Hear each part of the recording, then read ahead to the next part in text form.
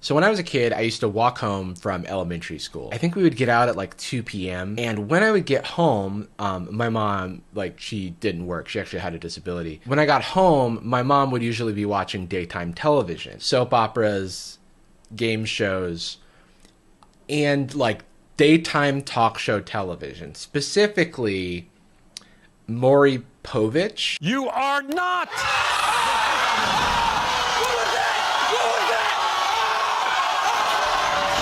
My mom used to watch Maury a lot growing up, and because we only had one television, I would also watch Maury a lot growing up. Oh, Jerry Springer was another one. You know, I just remember like a lot of yelling, a lot of paternity testing, a lot of manila envelopes, you know.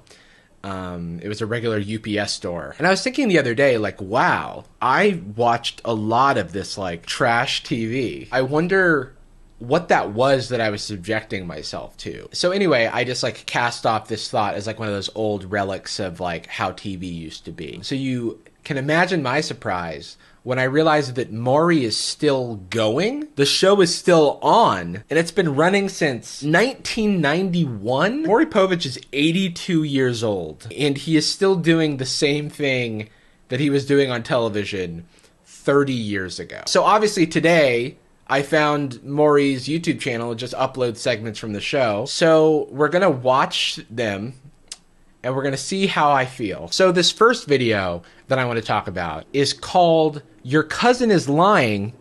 I only bought him a double cheeseburger." What is my cousin lying about? I have a guess at what it's about, considering that Maury as a show is mostly about paternity.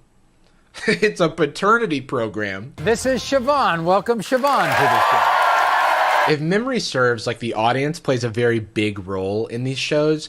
And there's a lot of fighting that has happened in the past. Just like fighting amongst the people who are on stage, and then they have security guards. How did we let this on television? This feels like very exploitative is what I'm getting at. Siobhan found out she was pregnant with her now 2-month-old daughter, Destiny.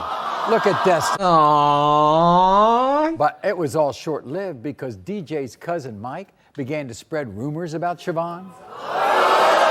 What is going on with this like call and response? All right, here's Siobhan. Siobhan's devoted to DJ. Then DJ's like, yeah, Siobhan's devoted to me. I don't know why he sounds like that. And then Maury's like, baby? And everyone's like, aw, baby. But then this fucking guy, it just feels like he's playing him like a flute. Mike claimed he had sex with Siobhan. Oh, see, I'm caught in it now. Mike thinks he could be baby Destiny's father. Yeah, what? No. Fell in love with DJ, I fell fast and hard. I devoted the last 2 years of my life to this man and gave him a beautiful daughter. I am stuck by his side, and this is how he repays me? Dude, this is the most aggro intro. Why is it, look at where we paused. Why is she merely a blur? What is going on? Why is there a lens flare in this paternity show? I am stuck by his side, and this is how he repays me? Siobhan, you are wearing a microphone. You don't have to yell. DJ has dragged my reputation through the mud. All right. By the way, if you're wondering what this, what seems like the sun beaming on my face is actually just this frame from Maury. So Siobhan has a kid with DJ, and DJ is now suspicious that Siobhan's been creeping with Mike, or that the kid is maybe Mike's. And that's what we're gonna find out today. I get how this is addicting. I need to know. He wants to believe his no good, dirty... Sorry. He wants to believe his no good, dirty cousin over me. Holy shit. Why is Mike getting dragged through the mud here? No good, dirty cousin. I mean, Mike's probably not completely innocent here, but... I wouldn't touch Mike with a 100-foot pole. There's something so powerful about just showing this man exhibiting no emotion while someone's voice goes, I wouldn't touch Mike with a did you see a 100-foot pole? He's made several advances on me, all of which I told DJ about. Okay. So Mike has been making advances. We don't like that. Don't do that. Mike is such a pig. Oh. All right. Again, the yellow light on me is from the show because they're editing this like it's the Avengers. Siobhan looks like a villain in an action film who the heroes defeat by tossing her into the sun. My gorgeous daughter Destiny deserves a father in her life who loves her and believes he is the dad. That's true. I'm with you. I'm with you there, Siobhan. Also, I do feel like I'm being manipulated whenever they show the cute baby because they can just do whatever they want. Mike is a pig. DJ's a pig also. He's wrong too. How is this going to resolve in someone loving this kid? But they show the kid and then it's like everybody's just like, oh, the kid, oh, baby. This show feels like it's like based on vindication where like just because you find out that you're the father, you're going to take responsibility for your child. But like, that's not true. We know that not to be true. There's so many biological fathers who like don't take any responsibility for their kids. So I don't know what Maury pulling the paternity results out of a manila envelope is going to do. I will also prove that I am innocent and have never, ever slept with Mike. They really did, like, I feel like lie detector tests are put on the map by like shows like this. So, we've given everybody a DNA test. everybody's like, yeah, we got him too. You all get it. Look under your seats. It's a DNA test. It's just a 23andMe. It's unrelated. It's just on the house. Thanks for coming to the show. To make matters real straight, we gave Siobhan a lie detector test. Cause you know Siobhan be lying. How's old cousin Mike? Mike is the most disgusting pig I have ever seen in my life. Look, Mike, we just met. I've heard some stuff about you, but just like from your picture, I wasn't getting like disgusting pig vibes. That's usually something that I reserve for pigs that have just rolled around in the mud a little too much. He says he had sex with you. He says other guys had sex with you. What is this tone of voice? It's just like so like projected. Mike's over there saying he had sex with you. He had intercourse sexually with you. Y'all smashed. You wined and dined him. You took him to... Wait. He can hear you? I thought that was just like a feed of him backstage. I didn't know it was a Zoom call. Yeah. He was broke. Hey, I can hear you, by the way. You called me a pig like twice. I have feelings, you know. I felt bad. So I bought him a double cheeseburger from Coney Island. What? Like, what kind of consolation prize is that? What is that gonna do? Hey, Mike, I know you're poor and you're a dirty pig and stuff, but take a cheeseburger from Coney Island. That was it. A double cheeseburger. Were you and DJ trying to get pregnant? I love how Maury doesn't skip a beat. He's like, haha, cheeseburger. Anyway, were you and DJ trying to get pregnant? No, but things happen. Okay, and what was his reaction to the pregnancy? I thought he was going to be happy, but he freaked out. I thought he was going to be happy, but he freaked out. If it was an accidental pregnancy, that can be stressful for any parties involved, right? What are the chances it's neither one of these guys? 0. 0. I just don't understand why that was like an applause break moment. Maury's just like, what are the chances that it's neither of these two guys? Which, honestly, kind of a dick question. 0 chance! That is DJ's baby! I like this girl who's just like whispering to her friend right now. She's just like, hey, what the fuck is going on? Asked me to go out on a date with him, trying to tell me that, oh, you're... Who are we booing? Are we booing what she's saying? That, oh, your man's cheating on you. Do they have a sign that tells you when to boo? Because these audience reactions are they feel too rehearsed. I would not be surprised if they just had like this is a boo time and this is a cheer time. What is she saying? Doesn't matter. Just boo. I love DJ with all my heart. I have tried to leave and I cannot. Even their ahs are starting to sound like boos. So can we just show the baby again? Look at Destiny. That's better. I swear I'm like a magnet to this man. No matter what he does to me, I cannot leave. Like I cannot even walk. I have a feeling they're just gonna brush by that line.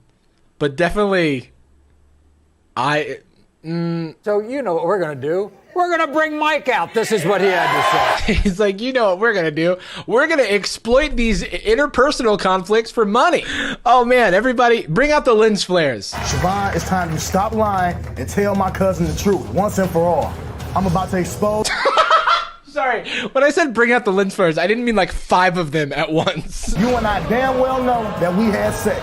You obviously seen something that you couldn't possibly resist. This look for Siobhan, I'm really digging. It looks like she's wearing like a blazer of sorts.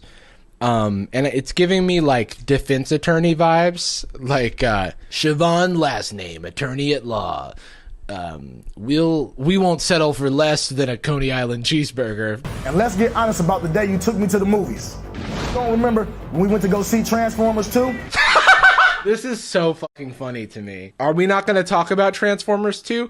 Also, Transformers 2, what year is this? That movie came out in 2009. Okay, so here's the deal. I just woke up. Last night as I was going to bed, I was thinking about the fact that I've still got crust on my eyes. I was thinking about the name drop of Transformers 2 in this clip that we're watching. That combined with the fact that I later saw this post on Maury's social media, even though it was posted like a few days ago on his social media, it was hashtagged viral vault, which leads me to believe that this video is actually from the time of Transformers 2, which was, I don't know, several years ago. And I have and I will watch some Maury from the pandemic times, but it hasn't changed. So it shouldn't really affect the commentary itself. I just wanted to point this out because I felt like a big dummy when I woke up this morning. Here's Mike. Mike, come on out.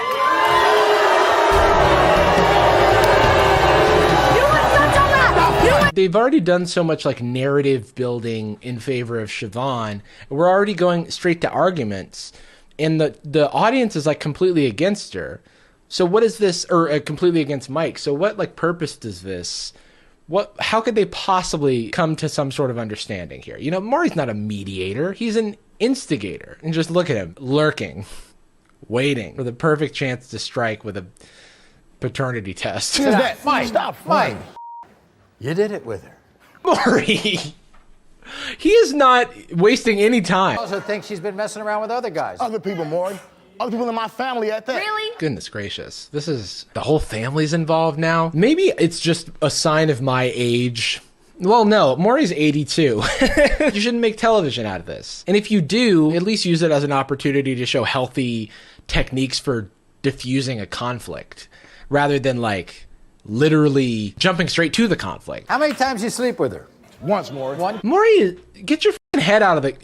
Keep it in your pants, Maury. Maury wants all the grimy, dirty, piggy details. And he's like not willing to beat around the bush at all. And you know, I guess some people respect him for it. I don't want my cousin with her, Maury. None whatsoever. They not good together. I am the best thing to ever come into that man's life. If anyone in my life ever feels the urge to exclaim, I'm the best thing to ever happen to that man's life, please don't. Please don't. Because by doing that, you will be creating one of the worst things to happen to my life. I take care of my business. I pay bills. I take care of my kids. I cook. I clean. I do laundry. What? That almost sounds like Lil Jon circa like 2007. Like, I cook, I clean, I do laundry.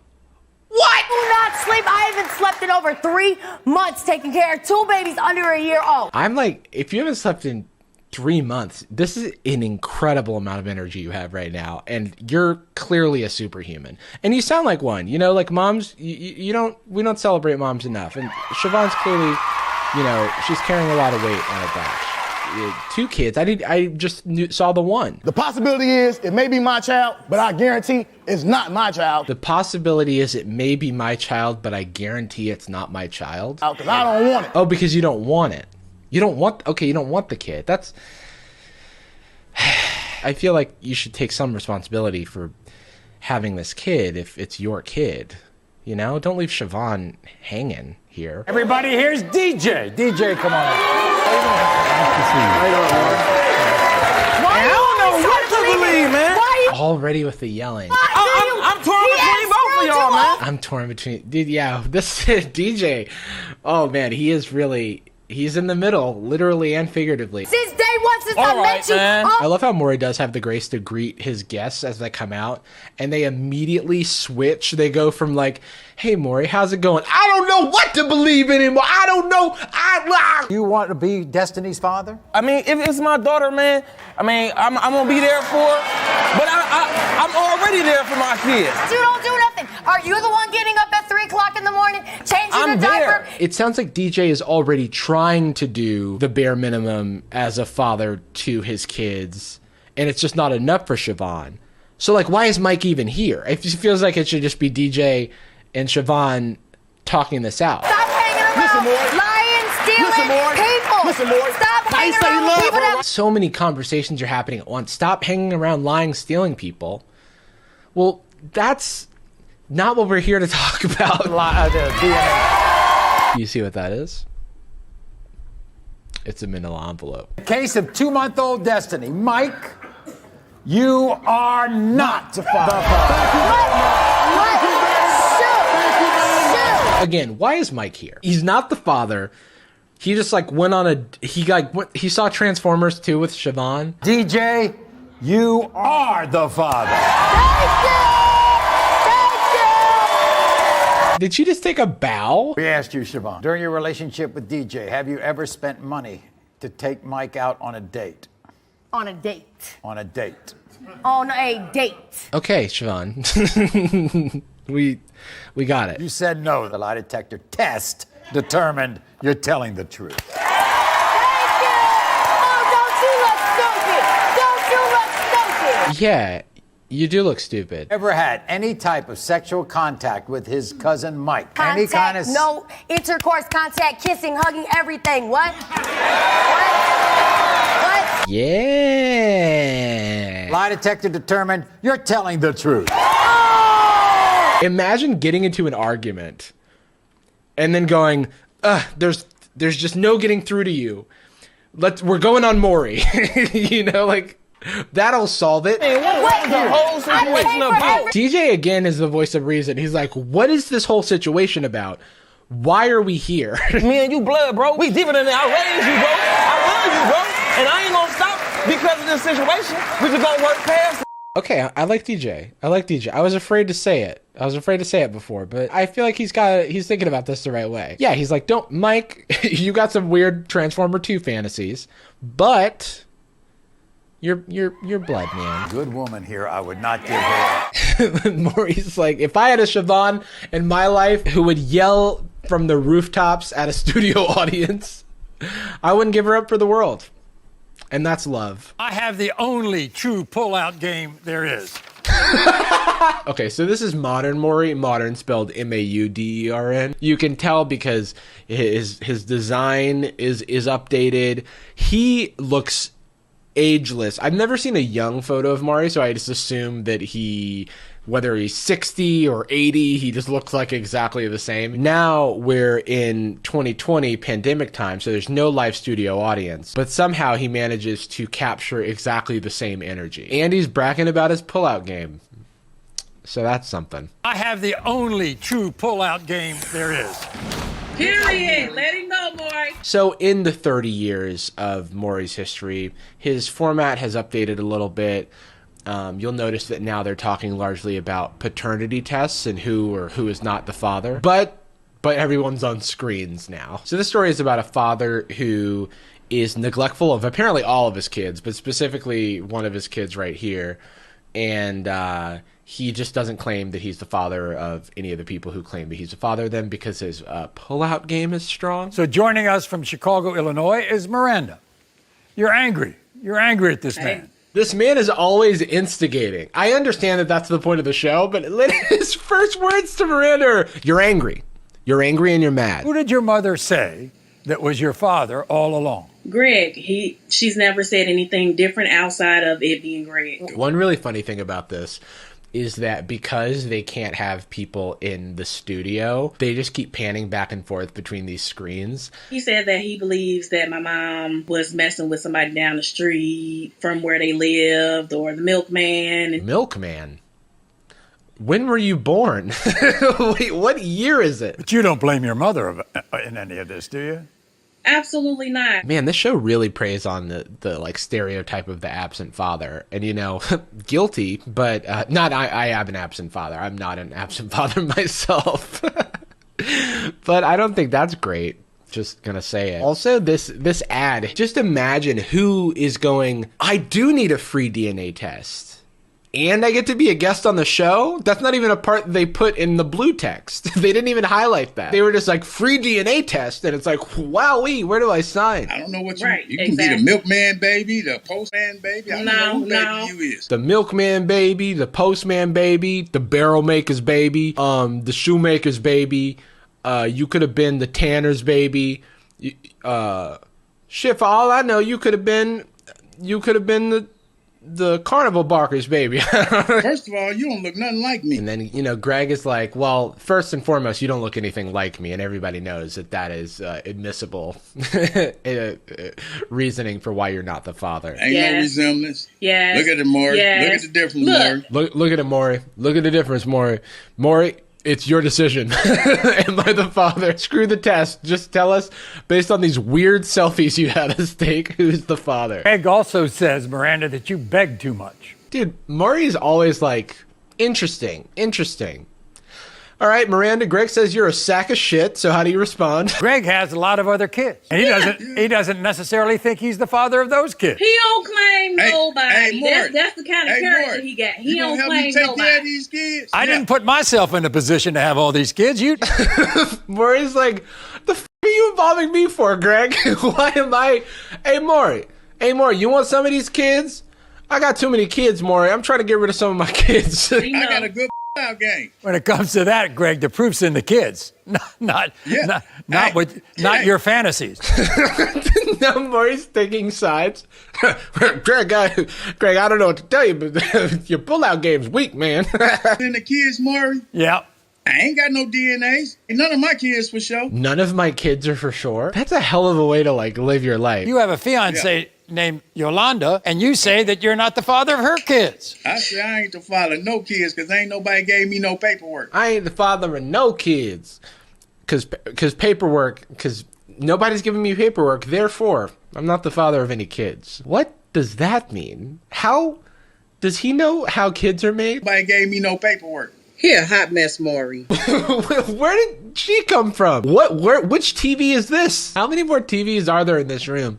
I like the idea that another few minutes goes by and then somebody else is like, and you know what? Greg never paid for his coffee that one time at Starbucks. And it's like, oh, we got the Starbucks barista in here, and he claims that Greg is not paid for his latte. And Greg's like, man, I ain't got no paperwork, so that latte ain't mine. No, we gave you a receipt. Howdy. I just wanted to say that I'm the milkman from 1943, and I am not the father. I just wanted to set the record straight because Greg has been slandering my name for decades. The proof is in the kids, Maury. If the proof was in the kids, Maury. I like how often he's just throwing Maury's name around. He's like, come on, Maury. I ain't the father of these kids, Maury. Maury. Greg, how many kids do you have with him? I have 4 kids with Greg. Greg! You have 4 kids with Greg. You're engaged to be married to him, and he doesn't believe any of the kids are his. This guy is something else. And one of them look like Miranda. Oh, no, she don't. Wait. I'm getting me dogs for kids. I'm getting me two German Shepherds. So when somebody come around saying they my child, I'm gonna have my dogs. You need to stop it, Greg. Wait, hold on. They are talking over him. What is he gonna do with the German Shepherds? Is he gonna sick the German Shepherds on his kids? Wait. I'm getting me dogs for kids. I'm getting me dogs for kids. Don't know what that means. 2 German Shepherds. Okay, 2 German Shepherds. So when somebody come around saying they my child, I'm gonna have my dogs. You need to stop it, Greg. The DNA for him. The dogs are gonna do the DNA for him? Wait. Well, you're talking nonsense, Greg. I'm gonna get me 2 German Shepherds who are also very well trained lab technicians in paternity testing technology. Hard to be on Greg's side here. Yolanda, why are you with him if he's denying your kids? Thank you, Maury. Why are we with him? Why?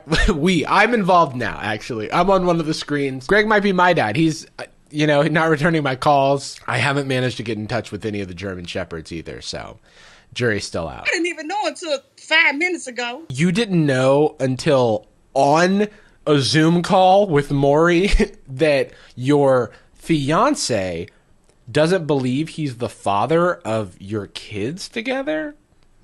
Greg. 2 dogs, so I can put them at my front door and smell the kids with a Your DNA. dog. I think I just understood what he said he's going to do. He said that he's going to put 2 German Shepherds out front and have them sniff for DNA on his kid.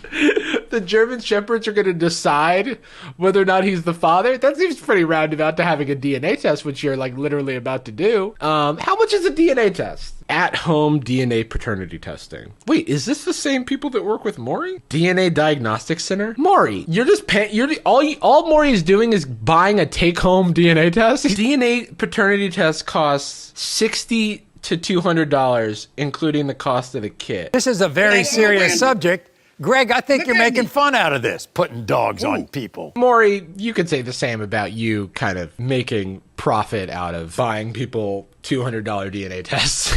You know? Greg, what's going to happen if I prove that you are the father? I'm gonna cry. He's just so forthcoming with that. Greg, what's going to happen if we find out today, after paying for a $175 at-home DNA test, that you are the father? I'ma cry, Maury. I'ma weep, Maury. I'ma cry a few tears, Maury. I might need to hug my German Shepherds, Maury, because I will be inconsolable, Maury. Why you do me so wrong, Maury? Maury, why did you buy the DNA test, Maury? I was just gonna have the German Shepherds do it, Maury. Maury. Read the results, Maury. Maury, be with me. Learn today. You gonna learn No, today. I ain't gonna learn nothing. It's so funny to me that like no one thinks that just appearing on this show and having someone read like an envelope from this company is going to do anything, right? Like it's like the same logic as Dar Man videos when someone like has this immediate turning point as a completely different person after a reveal of some information, as if finding out you're the father is going to completely change how, you know, I just don't, I mean, like, I'm sure it will have some effect, but I just don't imagine that someone who is so incredulous for 30 years denying your paternity of a child, you go on a TV show for 10 minutes and then they're like, well, you're the father. And he's like, dang, man, now I gotta cry, Maury.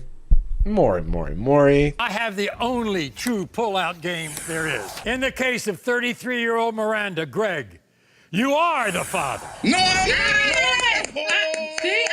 See, this is what I'm saying. It's like he got the DNA test and they resolved nothing. And that's how far Maury's come in 30 years. Yeah, he's come a long way. Anyway, I'm going to go back to the other footage that I recorded for this video now. I just wanted to chime in with some more modern Maury. So this has been the Modern Maury check-in. This is dumb. What a stupid show. What a dumb show to exist. So it seems that Maury has not changed in the past, 20 years since I've seen this show. And that's not a great thing, because I don't think this doesn't actually promote resolving conflict in the ways that one would hope. Also, you don't need to go on a show to pay for a DNA like a paternity test, I'm pretty sure. And this whole rigmarole of like getting on Maury has to take way more time than resolving these issues amongst yourselves. Thank you for coming along with me on this wild ride, and I wish you all a Coney Island cheeseburger in your future. Hey there, I'm Jarvis. And I'm concerned. I know there's a lot going on in the world right now that I could be talking about, but I don't want to. Instead, I'm gonna talk about the 1999 Disney Channel original movie, Smart House. That's making it so easy for me to work out of the home. It might become my normal routine. Me too, Dad from Smart House. The reason that I'm concerned is because I polled my audience on Instagram at Jarvis Always Be Plugging, and 65% of you have not seen this absolute banger of a movie. If this figure is as appalling to you as it was to me, why didn't you vote? Huh? I bet somebody looks stupid right now. I bet you thought your vote didn't matter. That's how we got into this situation to begin with. Honestly, even if you have no interest in fulfilling your civic duty, you do legally have to follow me on Instagram to continue watching this video. Please, I'm begging you, please follow me. It's so easy and I need the validation so bad. I respond to DMs, I give advice, and also just look at me. And it's free? Where do you sign? What's this? My bank account was doubled as well. You guys have got to get on this. The Disney Channel original movie Smart House, which is the only way I'm allowed to refer to it, is an iconic feature. It has everything. social distancing, Zoom calls. Hi. Oh, hi. A technology that seems fun and free at first. That is, until you realize you've signed away all of your right to privacy. The thing about Pat is the more time she spends with you, the more she learns. So before long, she's going to know more about you than you know yourself. It's the perfect escape from the real world. I must have watched this movie countless times when I was a kid because I still remember a lot of the iconic lines from this movie. In fact, I'm pretty sure it's what inspired me to study computer science, conquer the field of software engineering, and ultimately leave my post as a software engineer to become a YouTuber. Also, I could talk about 1999 Disney Channel original movie Smart House. So the circle of life. The movie stars Ryan Merriman, who is a bootleg copy of Chris Evans that Disney picked up at a flea market. I totally forgot about this guy, but he starred in a number of classic Disney Channel movies, like for example, The Luck of the Irish, which I have not seen since I was a child, but I'm sure it holds up. One fun fact about this movie is that it's directed by the Reading Rainbow personified, the chief engineer of the Starship Enterprise, and the captain of the Childish Tycoon, LeVar Burton. How cool is that? Disney Channel original movie Smart House tells the story of Ben Cooper, a sweepstakes addict / stay-at-home son. Ben is the matriarch of the family, supporting his dumb dad, Nick, who has very antiquated views on gender roles. I don't know what's wrong with him today. Hormones. Really, I used to think it was only teenage girls with all this body-changing, mood-swinging insanity. There's also his snarky sister, Angie, who never wants to be late, despite the fact that she's not on time for anything in the entire movie. Forget it. Let's go. We're late enough as it is. Man, we're gonna be later than usual. Fun fact, the role of Angie was almost played by Brie Larson. I just find that really interesting, because Brie Larson talked about it on her YouTube channel. And that's neat. After the presumed passing of Ben's mom, Ben decided to take on the maternal role himself, and oh, what an old-fashioned 1950s housewife / son he was. Cooking for the family, Into the sink. memorizing Angie's spelling list. Lesson. Lesson. Like, when did he have time to do this? And last but not least, cock blocking his dumb dad. Listen, speaking of calls, you haven't neglected to give me any messages lately, have you? Oh, Melanie. She called? Yeah, last Thursday. Blow her off. Trust me. I mean, you're doing so great without a woman. Why rock the boat? Trust me, Dad, we don't need anyone else. I'm Mom. It's implied that Ben's mom is out of the picture, but we don't really learn what happened to her until like an hour into the movie, which is weird, but you know, it's Disney, so dead parents are kind of their thing. Meanwhile, in a galaxy far, far away on the other side of Monroe County is a house. But this is no ordinary house. It's a smart house. You know, like the name. Smart House, I'm talking about the house, not the movie. Smart House has a number of features, the first of which we're introduced to when the paperboy drops off the Monroe County Gazette or something, and Smart House grabs it with its giant robotic arm.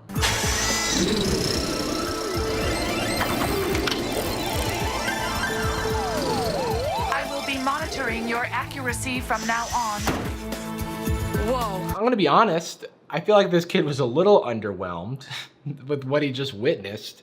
The year is 1999. We didn't have anything remotely close to this technology back then, and this kid is just like, oh, an arm.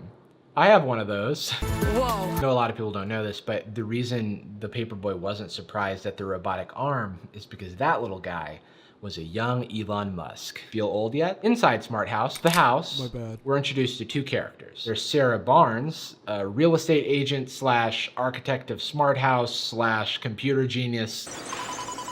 Oh, hi. To put it simply, Sarah's got it going on. But she can't find a good man. Which, by the way, the bar is on the ground. All she needs is a guy who isn't a bank robber. Are you trying to ask me out? Big mistake. Well, let's see. You're not a bank robber. And somehow can't seem... It's just slim pickings in Monroe County. Also, there's this fucking dork who's just casually chilling on the counter, leaning, sipping on his coffee, not a care in the world, wearing sunglasses indoors. This guy doesn't give a flying fuck, and he never does any work on screen. Oh, actually 3 characters, because we're also introduced to the house. Climate control on target at 72.5 degrees.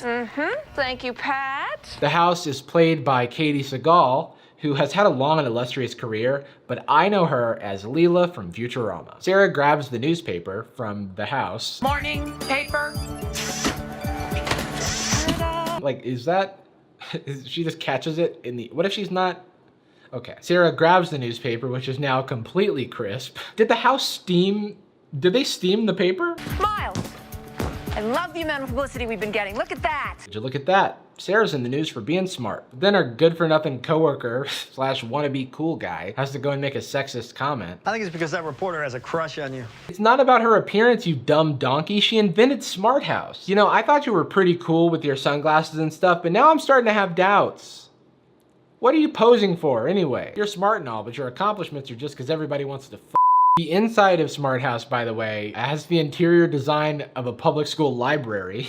I'm pretty sure I played Oregon Trail on that computer. Back at the Cooper household, which is a dumb house, by the way, Ben is preparing dinner like all good mothers do. It's Dad's favorite, tuna noodle, which looks disgusting. Tuna noodle, my favorite. He's also entering an online contest to win Smart House on his giant clamshell laptop that looks like it was built for war. They really try to drive home the fact that Ben is a tech whiz. Like, even on the back of the DVD, they call him High School Science Whiz, Ben Cooper. And I'm like, we don't see any of his science expertise whatsoever. All we see him do is type his address into a contest form. But one thing's for certain, Ben loves contests. Don't tell me you're entering another contest. Ben, you have an addiction. You need to stop. Just go study your spelling words, please. Yeah, shut up and dribble, Angie. Mama's got some sweepstakes to fill out. Ben is like a little CEO managing his whole family's life. He's up to speed on Dad's work and he's got food on the table. You got the Sadler count? All 48 stores. How does he do it? The only price that Ben seems to pay for his incredible productivity is that he can't go out for the basketball team, so he's forced to fake left and break right all by himself. Enjoy one of my favorites. I hope you like it too. Take notes, Troy Bolton. This kid is onto something. You got the Sadler count? All 48 stores. Is that good? Is that good? That's incredible. That's excellent. It's amazing. Good. Now you can finally start to relax. And you can start dating so we can have a new mom. I like how Angie, the little sister here, is like, great, now that you've done that, how about you get me a new mom? What child has ever said this? Hey Dad, don't know if you noticed, but I'm missing a mom. So how about you set down that Sadler account and pick up a rose, Mr. Bachelor, chip, chop, chip. And this rush to get a new mom is a problem for Ben because he's mom. We don't need a mom. You can start dating so we can have a new mom. Why would you want to do that? We're already a perfect family the way we are. We don't need a mom. I'm mom. We cut to the next day and Angie is late as usual. We're late enough as it is. And Dad is trying his worst to do her hair. I'm a guy. I don't have the hairdo gene. Ah, gender roles. It's like he's trying to do a bad job. You did your hair, Dad. It's lavish, it's curly. Why do you want Angie to look like shit? She has a spelling test today. About your hair. So look like a freak. What else is here? What are you doing? Her hair looked fine before you started and you're late? You're doing this on purpose. You hate your daughter. On the other side of Dumb House, Ben, who has sacrificed his dream of joining the basketball team, is struggling to make uncontested shots from 2 feet away. But sure, man, it's the family stuff holding you back. Dad and Angie ask Ben if he wants to come along for the ride, but Ben has work to do. We're heading out for Angie's party. You want to come along for the ride? No thanks, Dad. I got some business to attend to. Oh, Ben, not another contest. Trust me, Dad. This one, you're gonna thank me for. At this point, it really does sound like he has a problem. Like, I'll show you. When my number comes in, I'll have the last laugh. You're tearing this family apart, Ben. Quick shirt check, by the way. Ben is playing basketball, so obviously he's wearing a shirt with a basketball on it. You gotta wear an activity-appropriate shirt. That's why when Dad is about to drive, he puts on his trusty truck tee. The business that Ben needed to tend to is, of course, another contest, but it's also a contest he's already applied for, so I'm pretty sure they're stuffing the ballot box at this point. Voter fraud, am I right? Just kidding, they actually allow multiple entries to the contest, which is dumb. Multiple entries accepted. Everyone should register to vote, by the way. That's what this movie is getting at. It was ahead of its time. Also, this is completely unrelated to anything, but I have to mention, what is this in the corner of Ben's room? It looks like an off-road skateboard. Over at Smart House, they're getting ready to give the house away. For some reason, I don't understand why they're giving it away. It seems like it was Sarah's life's work or something. And the lazy boy is in a lazy boy. Meditating or something. He does nothing in the whole movie. Do they not know that they can sell this house? I suppose the house does have a few defects, like for example, this cartoonish mouse door that I thought only existed in Tom and Jerry. And also, it seems like the circuitry is right next to or on top of the wallpaper, and I am no electronic house expert, but it seems like this would catch fire immediately. So the contest is supposed to end that night at 10 p.m. for some reason, and Ben is busy stuffing the ballot box until bedtime, and his dad is upset because he's taking up the phone line with his internet. You're not still logged on the internet, are you? Why? How's anybody supposed to call us if you're always tying up the line? Hey there, it's come to my attention that this little plot point may have been lost on some of my viewers. You see, back in the old days, we connected to the internet through the phone. I know, it's insane. But you couldn't use the phone if someone else was on the internet, and that is the crux of the conflict between Ben and Dad. Anyway, enjoy the rest of the video. I'm 100 years old. Night, Dad. Hey, my children. Oh, my children. It's you. For a second there, I thought you were a couple of tiny burglars. Nick wishes his kids that he totally recognizes a good night and says, I love you 2 tons. I love you. 2 tons. 2 tons. Which is I love you 4,000, I think. I did the math. So suck it, Tony Stark. Jarvis. Then it comes out that Ben has been forgetting to pass along messages from Dad's lady friends because he doesn't need a new mom. He's mom. Listen, speaking of calls, you haven't neglected to give me any messages lately, have you? Oh, Melanie. Melanie? She's dead. I killed her. I'm mom. I mean, good night, Dad. Love you 2 tons. I love you, son. My read on this situation is get another phone line, Nick. You guys have 3 computers in this house. What are you doing? Back at Smart House, Sarah and the gang are getting ready to pick a contest winner, and their boss is excited that they got 8,000 entrants. 8,411. Sarah, Miles, I'm very pleased with the number of responses we've generated. But that's not very impressive for a contest that you could apply multiple times to. I wouldn't be surprised if Ben was all 8,000 of those applications. About a quarter of those entries should be mine. There's this funny moment where Sarah asks her boss if the Smart House can help pick a winner. And the boss is like, can she do that? Oh, could Pat have the honors? Can she do that? Like, I know the Smart House has like temperature control and voice recognition and a giant fucking robotic arm, but can it pick a random number? Why is this impressive to this man? Can she do that? So they try to call Ben, who won the contest, obviously, but unfortunately he's in a sweepstakes-induced blackout. Cut to the next day at school, and what's that? Maybe. A sinister guitar riff. We have a bully in our midst. Where's the science work you're supposed to do for me, Benny boy? Ben barely makes it to his locker before Super Saiyan Bully and his goons come out of the woodwork to rough them up. But it's okay, because Ben won the contest, and everyone at the school knows except Ben. Ben gets a standing ovation for winning Smart House in his class, which everyone knows about, I guess, because it was in the newspaper. There's so much newspaper in this movie, and it's not like the newspaper was that popular in 1999, especially with teens. Extra, read all about it. The pep rally has moved to the football field, everyone. So Ben calls his dad to give him the good news, and Dad's dubious. Come on, Ben, there's got to be a catch. They don't give away a whole, what'd you call it, a house of the future. What'd you call it, Ben? A hoose? That is until he finds out that Sarah Barnes is a dime piece smoke show. Beautiful. Does she come with the house? Smart House. I want a smart spouse. So they introduce the contest winners via press conference, and we find out that PAT stands for Personal Applied Technology, which sounds like the name of a company that makes software solutions. They definitely could have picked a better acronym, like, I don't know, Jarvis comes to mind. You guys know what Jarvis stands for.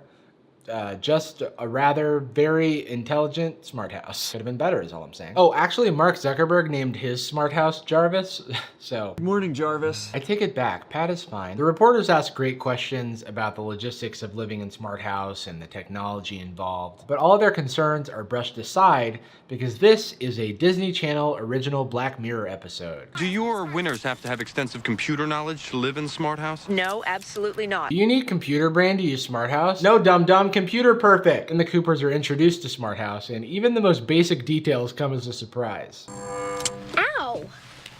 You didn't tell me that thing was gonna bite me. Oh, I'm sorry. That's just Pat's way of getting to know you. The bite you felt was a tiny microscopic blood and tissue sample. And she analyzed your DNA, registered your body temperature, and then broke down your entire medical history. I feel like you should have to sign some sort of waiver before the surveillance house steals your blood. Just a thought. Angie Cooper, age 9, 52 inches tall, 62 pounds, blonde hair, brown eyes, 12% body fat, no broken bones. Wow. Impressive. She doesn't want to hurt you. She just wants to mine you for information. The thing about Pat is the more time she spends with you, the more she learns. So before long, she's going to know more about you than you know yourself. This is a little on the nose. Did Facebook write this movie? I talked to Jarvis using this app I built. And that's not all she does. She can tell if you have bad thoughts, and she turns them into good thoughts. Anyway, let's look at the kitchen. Say something to Pat. Hey Pat, how's it going? Fruit and fiber intake in the acceptable range. Protein adequate. Exhibits tendency to ingest excessive amounts of refined sugar. She's analyzing my breath? Why is this new information? Her atmospheric kitchen sensors act as instant breathalyzers and break down your entire diet. Can't hide anything from you, Pat, and that's not a problem whatsoever. It's here that we learn that the Smart House has some sort of network of food ingredients that can flow freely throughout the house, and foodstuffs can just pop out of anywhere. May I have a strawberry smoothie? Certainly, Angie. Ta-da! Look at this. I personally would have asked where the food is stored and how it's kept, but the Coopers couldn't care less. Well, yum. Good. I love the good drink. Then Angie drops the drink as if possessed. Listen.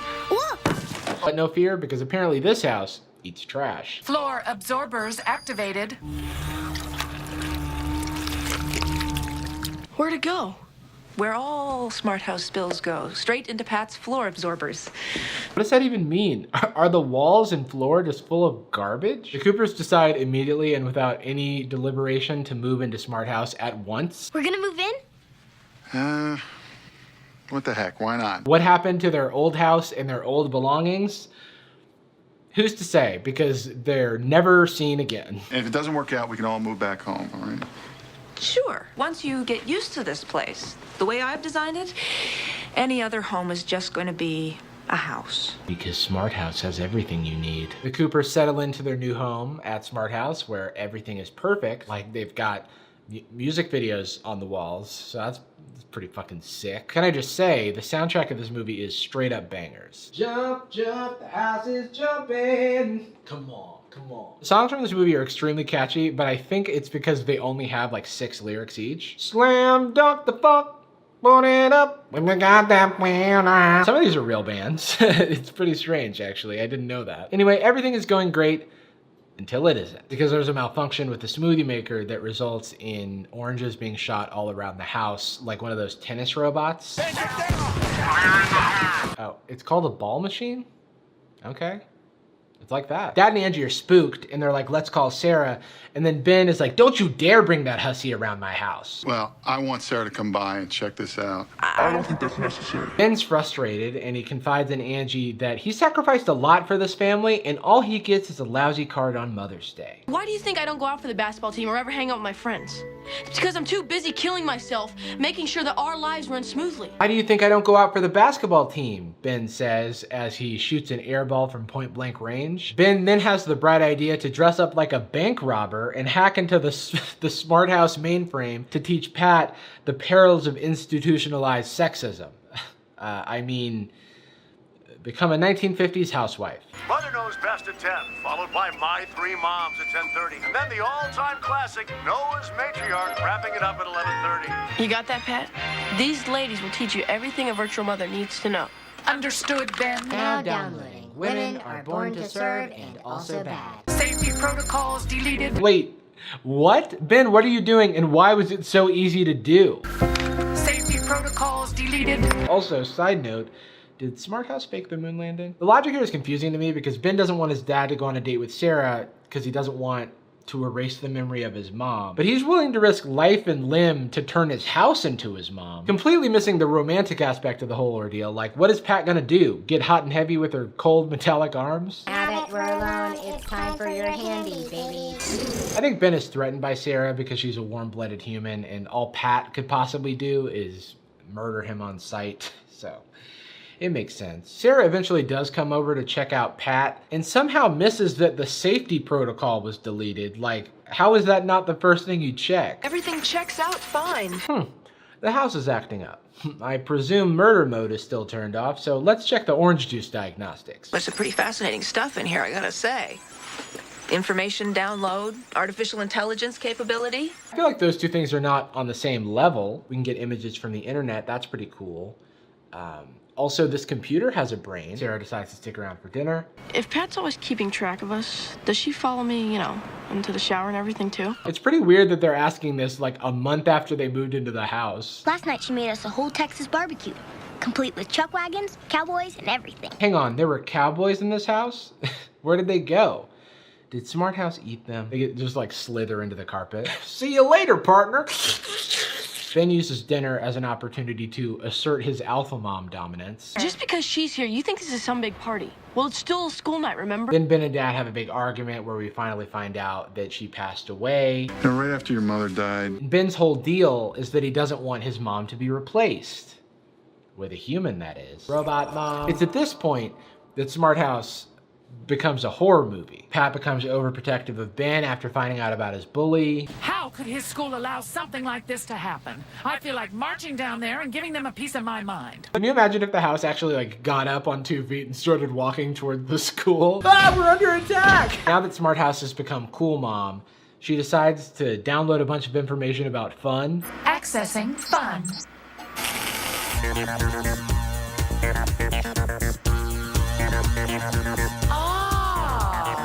Party! Pat then plans a party and invites the whole school. Accessing Ben's email address book. Back in my day, an emoji took up a whole TV. Then the kids get invited to the party and they print out the invitation. Dude, I got your email last night. I didn't send this. They do some flawless boy band choreography. I'm a fan. Do you wanna get down? Do you wanna get funky? Ben's bully arrives and then Pat starts to make fun of him. In case you don't know, Ryan's a big shot, a tough guy. Then strikes him with lightning and kicks him out. Sorry to have to leave so soon.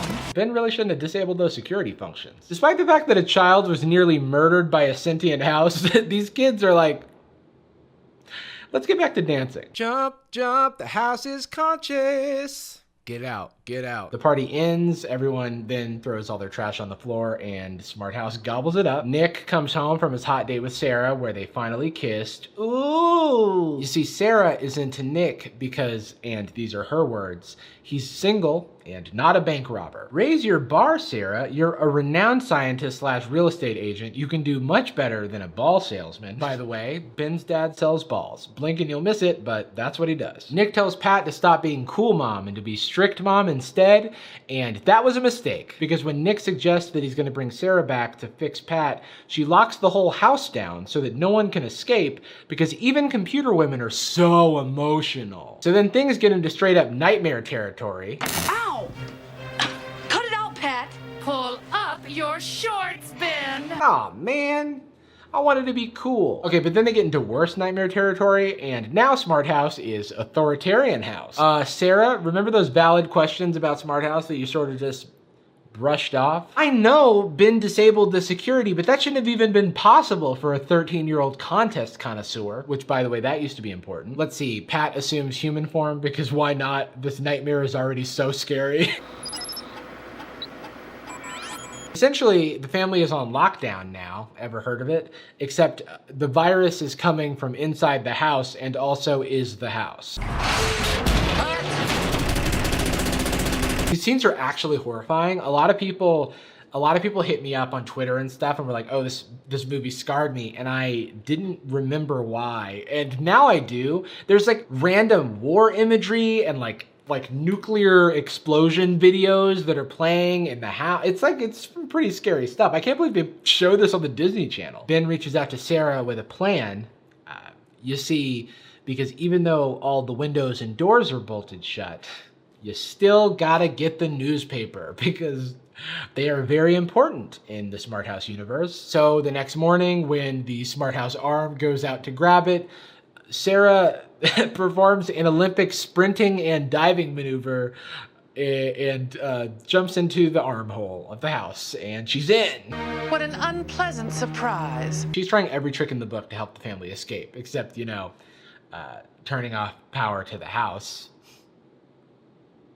For some reason, they didn't think of that. Hello, power company? My house is alive. Yeah, I'll hold. Pat then, in a flurry of anger, no pun intended, reveals that she is Smart House the Last Airbender with this like tornado hurricane thing for some reason. PMS, I presume.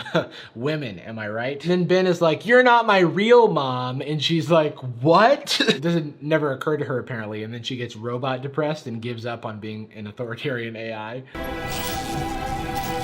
I will miss you all. A little dramatic if you ask me.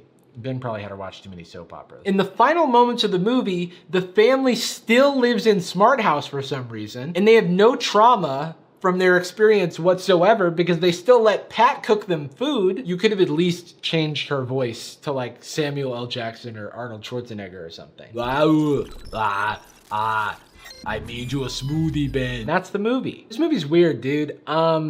I love it, obviously, but it does come off different in 2020. There's a very real story to be had here about a mom who's trying to have it all in the 90s, and then Disney is like, how do we make it about a little boy and also kill the mom? That way we can make the mom an evil Cybertronic bitch. No, but like the emotional arc of this movie is actually kind of deep, like Ben's, you know, being a teen and like just his whole arc with his mom and how it affects him and his dad, like there's like very real stuff there. And it's kind of surprisingly deep for a Disney movie, but for a Disney Channel movie, I'm sorry.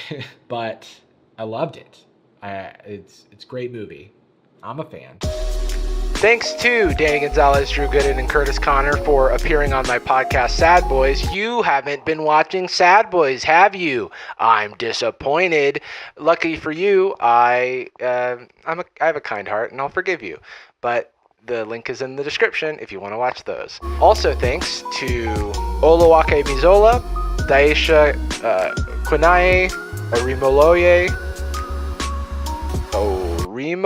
I have no idea if I'm saying that right. If you want me to butcher your name, send me a message on Instagram and follow me there because remember, I need your validation. Good night. Hello and welcome back to Jarvis Johnson. Not to be confused with Jarvis Johnson Gold, the premium channel that is free. It is free. That is my second channel that I've been posting on a lot over the past 4 months. If you had no idea that I have been posting on other channels like Jarvis Johnson Gold, Jarvis Johnson Live on my Twitch, hello. It's been a while. Welcome home. Also, there's like some stuff that you probably missed out on, so feel free to check that out. Also, I'm wearing clothes. They're clothes that I made. I made the clothes, and you can have the clothes too. I just put out my first like merch in many years. It's a cool little trying my best thing. I'm pretty excited about it. If it's not sold out, then you can buy it now. Today is a momentous occasion. It's the day that I follow up on a promise I feel like I made 2 to 3 years ago at this point, whenever I made my first video about the first High School Musical movie. I wrote a lot of the script of this video a very long time ago, and I put it away because I was like, nobody on YouTube is going to care about this. But now I'm back and I care about this. That's all that matters here. I have been waiting for 15 years to make a lot of specific observations about High School Musical 2. And that is precisely what we're going to do today. How long is this video? Probably too long, that is. Not to be confused with High School Musical 2. Which brings me to my next point. Today's video is sponsored by Ren. Question. Are you like me? Do you want more High School Musical movies and shows to come out in the future? I thought so. So we need to work together to make sure Troy and Gabriella and the gang make it to the 30-year High School Musical reunion. And today's sponsor, Ren, is here to help. Ren is a website where you can calculate your carbon footprint and then offset it by funding projects that help to plant trees, protect rainforests, and suck carbon from the sky. It's an easy way to start helping with the climate crisis. By answering a few questions about your lifestyle, you can find out your carbon footprint and how you can reduce it. Of course, no one can reduce their carbon footprint to 0, so you can offset what's left after reducing. Once you sign up to make a monthly contribution, you'll begin getting updates about projects that are planting trees and helping the rainforest, and you'll see where your money is being spent. One of the projects that caught my eye recently was that Ren supporters helped to send clean cooking fuel to 7,500 refugee families in Uganda. And it's pretty rad. I don't know, it feels good to get updates and read about actual people who are being helped by this project. It'll take a lot to end the climate crisis, but you can start helping today by learning more at ren.co. I have partnered with Ren to plant 10 extra trees for the first 100 people who sign up using my referral link in the description down below. And remember, we're all in this together. Hey, thanks to Ren for sponsoring this video. Let's just move into the movie. Hello, I'm Jarvis, and welcome back to East High. Today we'll be discussing a cinematic masterpiece, a work so transcendent that its magnificence has yet to be replicated, though many have tried. Am I talking about Citizen Kane?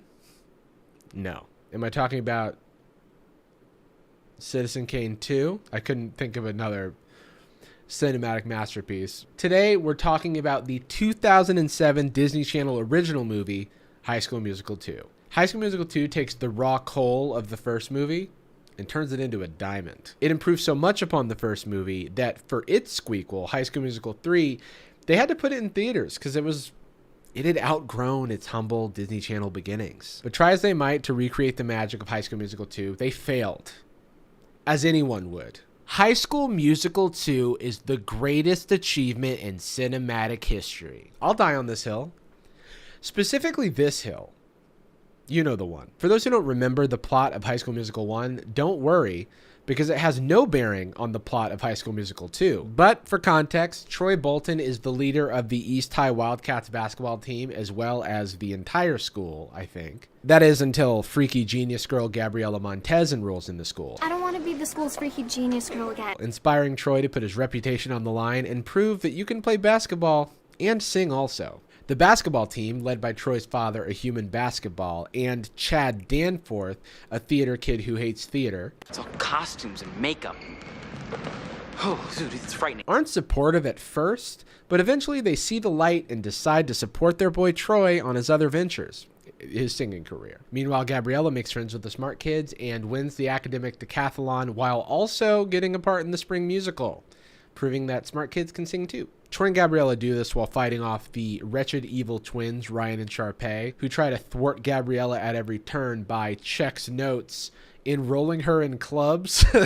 There is no harm in making certain that Gabriella is welcome into school activities that are, well, appropriate for her. But eventually Ryan and Sharpay join the team and everyone sings "We're All in This Together." And that's the first movie. All of that character development was nice, but none of it is present in High School Musical 2. High School Musical 2 is like the new game plus of High School Musical. Everything starts from scratch, but you get to keep your party from the previous playthrough. Most importantly, though, everyone seems to have complete amnesia when it comes to their character arcs in the previous movie. High School Musical 2 starts with a very familiar scene.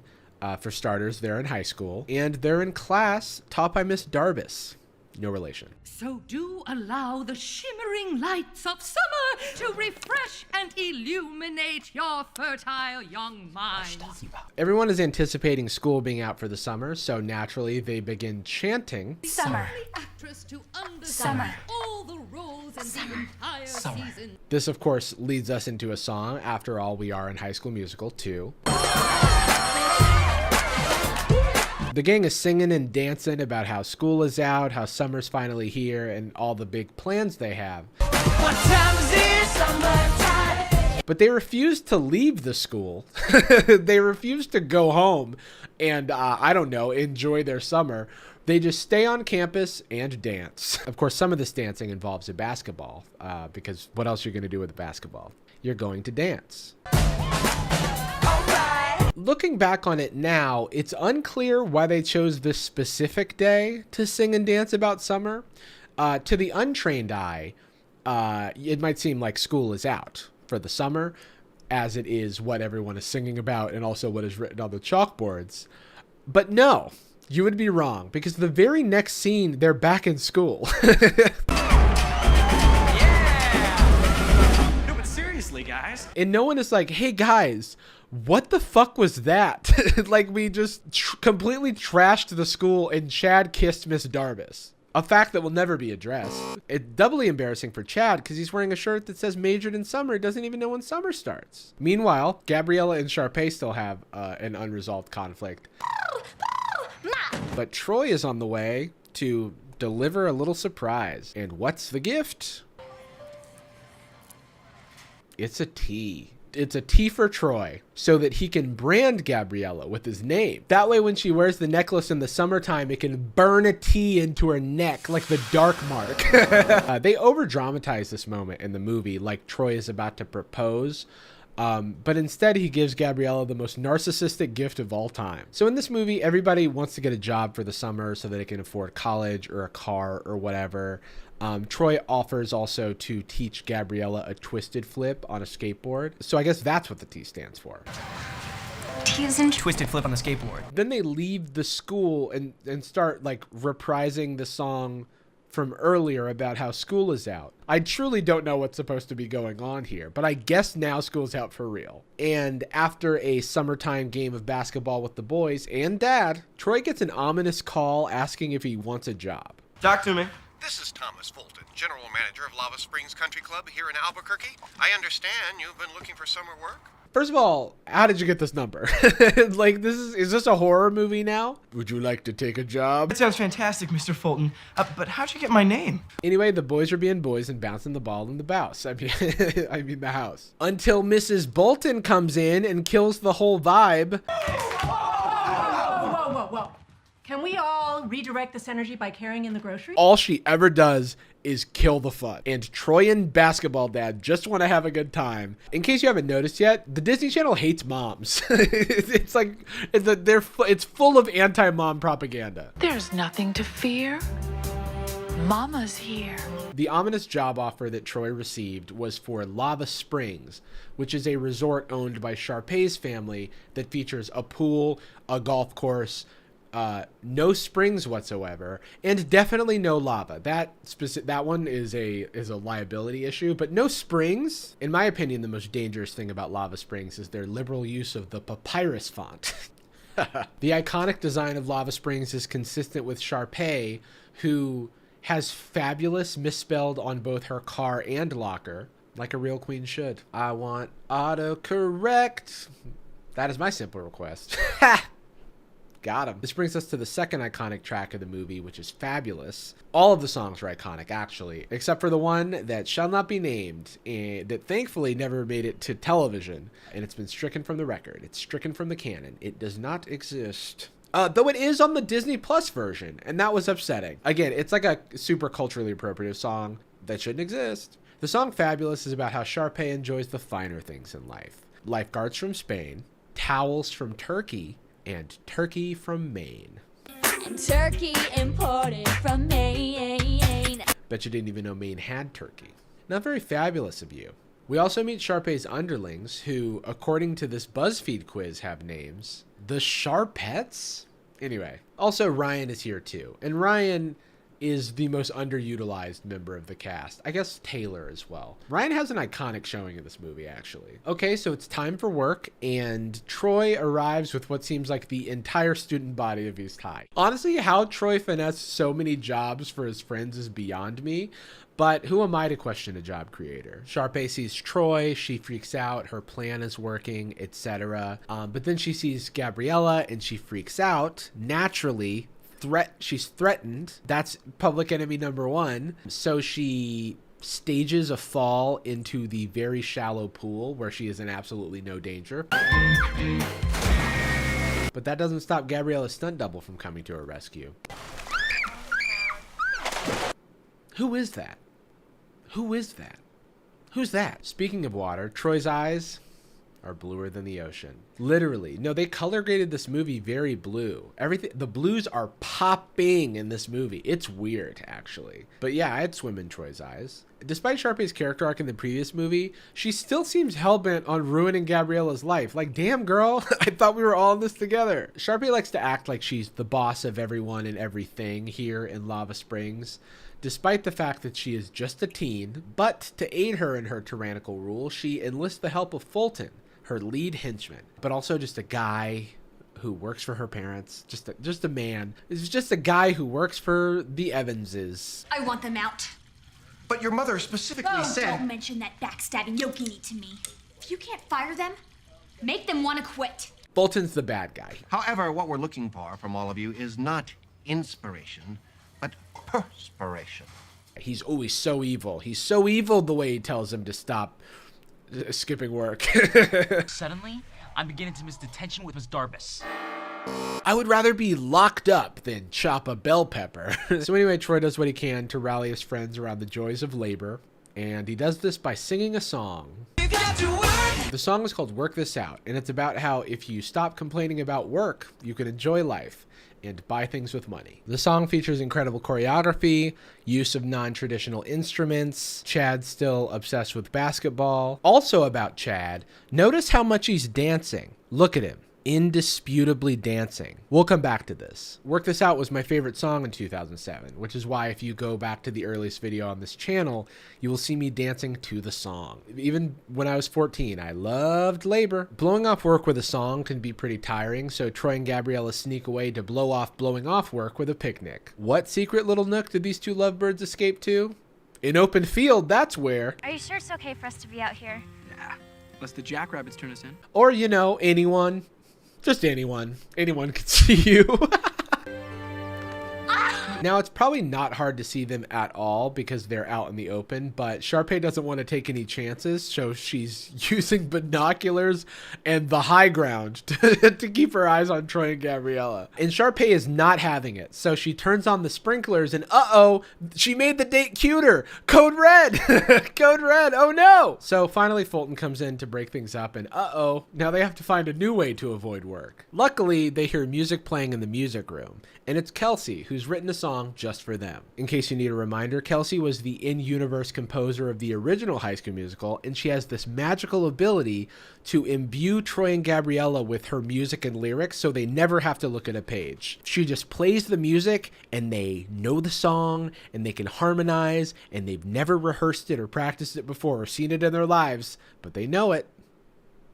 Because they've got Kelsey on their side. And she's back at it again. Kelsey's working on a brand new song called The Music in Me, which I assume is about how she can literally place music inside of you. For example, here's Troy and Gabriella singing the song that they've never seen or heard before.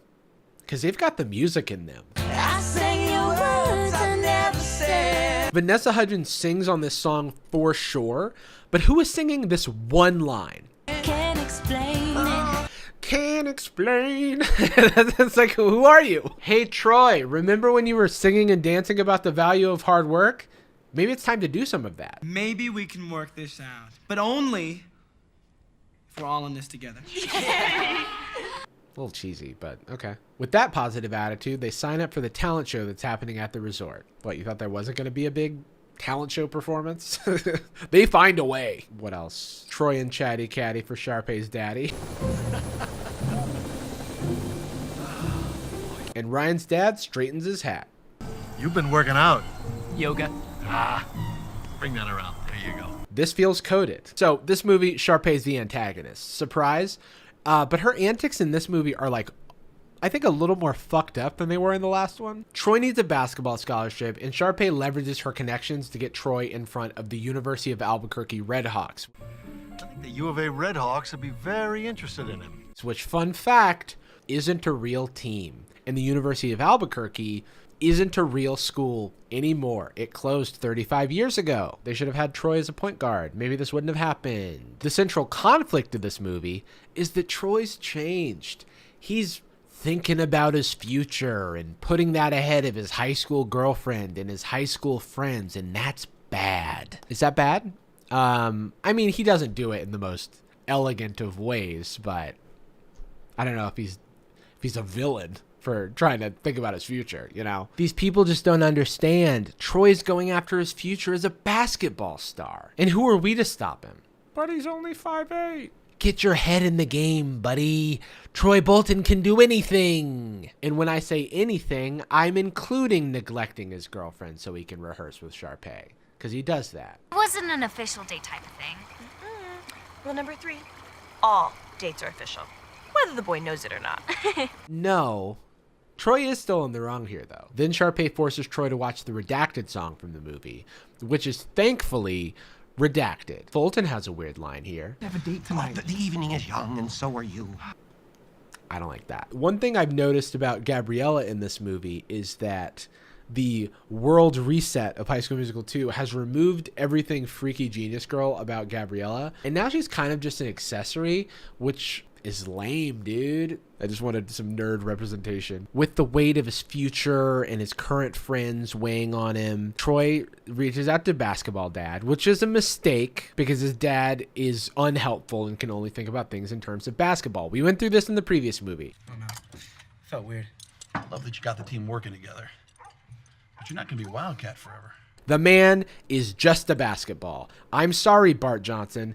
Incredible performance as a basketball. Team is now, and it's good. Team is now. That's good. Basketball forever.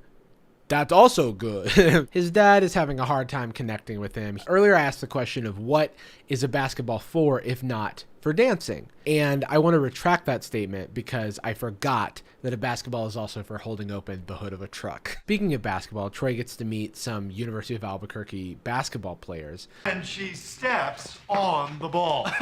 And she steps on the ball.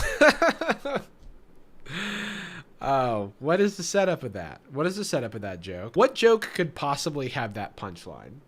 I have no idea, so I've enlisted the help of professional stand-up comedian Curtis Connor to help me out. Curtis? Thanks, Jarvis. So I've seen this movie like hundreds of times because it is literally one of my favorites, so I know a thing or two about this line. So this is a running gag in the movie with Mr. Evans finishing a hilarious story with, and she steps on the ball. But we never hear the full story before it. And that's what the director Kenny Ortega wants, okay? Because this is just a simple misdirection, a classic cinematic misdirection. It leads the audience to believe one thing when in reality it's something completely different, which is a common theme in this film. You think the new shoes and the new job and the enticing scholarship are good things, but are they really? But I know the true story behind this line. So in the HSMCU, the High School Musical Cinematic Universe, Mr. Evans actually has a close personal friend named Angie. And Angie actually went through a really difficult divorce a few years ago, but recently remarried to a really nice guy, and with that gained a stepson. And Angie's stepson is like well known in the HSMCU as like the funniest person to ever live. Like, he's hilarious. Like, literally just hearing his name makes people laugh because, you know, he's just so funny and goofy. And Angie's stepson's name is Thaball, spelled Thaboll. So when you know that little piece of High School Musical lore, this line makes way more sense. I'll admit there's some weird pronunciation, but this is simply Mr. Evans saying, Angie's stepson, Thaball. And since just mentioning his name makes people laugh, his friends absolutely lose it. So there you go. Hope you guys enjoyed that High School Musical 2 fun fact. Back to Jarvis. Thanks, Curtis. Anyway, Sharpay does what she does best and insert herself into a situation. I knew it! Coral blue. It's perfect for your skin tone. And mine too. Ah. We are majorly skin tone compatible, Troy. Uh-oh. Wait, why would she say that? Ah. It's dinner time now, and Troy is fully in his elitism bag because he's chumming around with the college basketball boys. Ooh, that looks great. Hey, I almost forgot. I ordered Swiss on my burger. So go ahead and check it out, man. Try it. All right. See what you think. Table 3. Troy, no! No! Aw. Sharpay uses her basketball leverage over Troy to force him into performing with her at the talent show, and she steals Kelsey's song. Justice for Kelsey, all right? Back to Gabriella and new Troy. Gabriella finds exactly 1 minute to address Troy's new personality, but uh-oh, time's up, Gabriella. New Troy's got new priorities to prioritize. On the bright side, at least she got a shot in before Troy zoomed off with his new basketball boys. Hey, Bolton! That's my ball. Now everybody's too sad to play basketball, so they play baseball. We've got basketball, we've got golf, we've got baseball. They fit so many sports into this movie. Gabriella invites Ryan to the baseball game because he hasn't had nearly enough screen time in this movie. And this is where Ryan becomes the star of the movie. To me, he's the best. Okay, so I know I've said this a lot, but now we're at one of the most iconic songs in the movie. The song is called I Don't Dance, and it's a song about two guys who totally dance. Swing it out, spin around, do the dance. Much has been said and written about the sexual tension between Ryan and Chad singing about not dancing while dancing. 24 Frames and Nick did a video about this, and the director of the actual movie, Kenny Ortega, who's gay, has discussed Ryan's character as being gay, but at a time when the Disney Channel wasn't ready for that conversation. What I'm getting at here is this song is hot as hell. The dancing is on point. The not dancing is on point. The incorporation of the sport of baseball is also there. Imagine my disappointment when I found out that baseball was nothing like this. After the song, Chad and Ryan have switched clothes. What does that mean? What does it all mean? We're not meant to know. We don't deserve to know. But now Ryan has defected into the basketball boys and becomes the new Troy. Complete with, flirting with Gabriella. Hey. Hey. Hey. Oh, how the tables have tabled. Now Troy is jealous of Ryan for having Gabriella's mom's brownies. Her mom makes the best brownies in the entire world. Yeah, I know. I've had them. Yeah, I've had the brownies. I've had the fucking brownies, Ryan. Let's run through some quick plot points. It's getting dark. Sharpay forces Troy to perform with her at gunpoint. Troy plays basketball shirtless. Then he runs into his old friends rehearsing for a talent show while hiding behind a plant. Character development. Sharpay sees the rehearsal and she's upset that they're having fun and also that Ryan is involved. So she complains to Fulton and gets him to make it so that staff members can't perform in the talent show, which doesn't make any sense. Who else is going to be in the talent show? The guests? I guess that makes sense, but still. But one thing that's very insignificant that I have to talk about is that in Fulton's office, he has a poster for a film called An Onion for Papa. I think we all remember that movie from our childhoods. And there was that iconic scene. Here, I'll give you a, I'll do my own rendition of it. Papa, here's an onion. There's also this genuine moment where we just see that Fulton is a guy who doesn't want to lose his job and he's having a hard time with it and he's taking orders from a child. So sometimes we have to perform tasks, however unpleasant, that are necessary for that all too important paycheck to land in our all too empty pockets. I get it. And we really do demonize Fulton and he doesn't deserve it. Where is the song that happens in every High School Musical movie where Gabriella has like a sad ballad where she's like leaned up against a locker and talking about what's on her mind?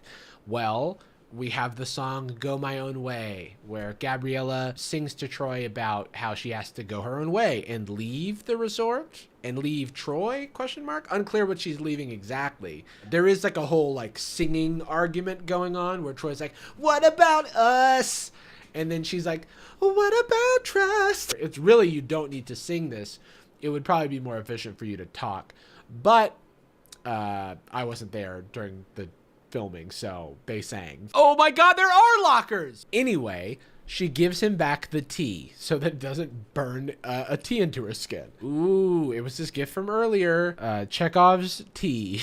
But the best part of the song is after singing her heart out to Troy, she just gets in her mom's minivan and drives away. Hey mom, can you pick me up in 30 minutes? I gotta sing dump Troy real quick. Now Troy's back at home. Basketball dad sees that Troy is distraught and he's not equipped to help his son emotionally navigate the situation. He's a basketball, so he tries to feed him steaks in bed. Okay, I know a lot of you have been waiting for specifically this song, or for me to talk about this song, because it is the most memed in the 15 years since High School Musical 2. This is what a lot of people remember. We're talking about Bet On It, the song where Troy interpretive dances through the rolling fields at Lava Springs. But did you know what the inspiration for his angry dancing is? It's a memo. He got a memo and he was like, fuck, now I gotta sing about it. It's the memo that says that staff can't perform at the talent show. And literally he just gets the memo, Kelsey slides it over to him, and boom, next shot, we're at the golf course. That just makes me think he saw that and he was like, I know what I need to do about this. I don't need to talk to a single person. I wordlessly walk away from Kelsey and I go straight to the course, straight to the Green Hill Zone. Here's another fun fact. E! News says that Troy's dramatic solo number, Bet On It, took 6 days to film. Interesting. It does stand to reason that this masterpiece took nearly a week to complete. Also, the grass is extremely green. Whoever color graded this movie lost their goddamn mind. This is so green. It looks green screened. Like, What is this? It's absurd. The greens are too green, the blues are too blue. All right, we also have to talk about the the iconic sand throw. When he jumps off of the cliff like fucking Spider-Man and lands in the sand and just goes, "Ha! Get the sand out of here." Like, what was that? Whoa! Hold up. Okay, so we've got to talk about the moment with the world's worst CG. The year was 2007, and they could have done a lot better than this. Zac Efron, he's done his whole interpretive dance. He's looking into the little pond. When he doesn't recognize his face, he looks in the reflection, and instead of finding a way to film the reflection, instead of just showing his face, they choose to transpose video of Zac Efron into the water. It's not great. Or it's perfect. It's perfect, actually. I've changed my mind. They even added ripple effects. I didn't realize how long he stared at the water. They really sat on this scene. They really sat on this fucking shot, and they were like, yo, we popped off with the water reflection. Naturally, the talent show happens, and because none of the Wildcats can perform, everyone else sucks, because it's not High School Musical if we don't watch a bunch of horrible performances by unnamed characters. Well, the only thing that would make it any lovelier would be that if I won that Star Dazzle Award. So Troy says his piece to Sharpay and walks out on the performance. What do you mean you're not doing the show? Exactly that. And the tables are wearing hospital scrubs to symbolize how Troy surgically dismantled Sharpay. Now Sharpay's not having the best time. Troy's dropped out. Ryan, her brother, drops out of their performance. You've always wanted the spotlight. Now you've got it. Honestly, is deserved, because Ryan is an integral part of Sharpay's performances, and he never gets his due. He never gets the appreciation he deserves. Troy makes good with Chad, because now Troy is like, I'm going to focus on what really matters, and I'm going to focus on my friends. Hey, brothers fight. They're still brothers. So Troy apologizes for ruining the show. Zeke is a king as always. I messed up your show, and I'm sorry. Yeah, because show business is our entire lives, right? Zeke is like, show business? Who needs show business? I've got a souffle in the back and 2 creme brulees to flambe. Your boy is cooking, literally and figuratively. I love Zeke. He's so good. Dude, I want somebody to look at me the way that Chad looks at Ryan. When he talked about how good he is at baseball. We've all had a lot of fun. At least I have. Hey, you gotta see these two play baseball. I won't cry. Of course, Ryan didn't actually want his sister to crash and burn, so he convinces Troy to talk to Sharpay, and she's going through it. How's it going? My show makes the captain of Titanic look like he won the lottery. And she compares her situation to that of the Titanic, where many people died, and it's not a similar situation at all. I would know, I sunk it. But Troy has some conditions for the performance. He performs if the Wildcats perform, because what's High School Musical without a big old performance at the end? Sharpay, come on! I do the show if the Wildcats do the show. Plot twist, though. Ryan is like, hey, my sister wants you to learn a new song. And of course, Troy's like, a new song, we're literally about to go on stage. And then he's like, Kelsey's involved. And he's like, oh, Kelsey will use her music powers to imbue me with the song. We're good, let's do it. So Troy comes out to perform the song, and what's this in the distance? It's Gabriella, actually. Gabriella, it's not Sharpay. It's not Sharpay who's to learn the song. It's Gabriella's back inexplicably, and the conflict between them is solved. Well, they didn't talk. They didn't talk at all, but Gabriella's back, and they sing Every Day, and it's a great song. It's a good song. Why does she come back? Does she even know that Troy is a good boy now? He's good boy Troy now? And how did she learn the song? I guess she learned it on her own time. And when did she get the tea necklace back? These are all questions that we'll never have answers, because we don't need the answers. What we need is to enjoy the magnetic relationship between Gabriella and Troy. For a few seconds, that is, until the rest of the Wildcats join in. And also during this song, Troy is wearing like a white suit, and he's glowing like a Boys to Men video. And I think that that's a very interesting choice, but I'm into it. So this is a bit of a false ending song because there's more. There's a fireworks show with the world's lowest resolution fireworks, but it's adorable nonetheless. And Troy and Gabriella share their first kiss, which is, I mean, we've been waiting, okay? It's like, it's weird. They're in high school, but just like dramatically, it was something that they really set up over and over and over again, and it never happened. So it's a big, you know,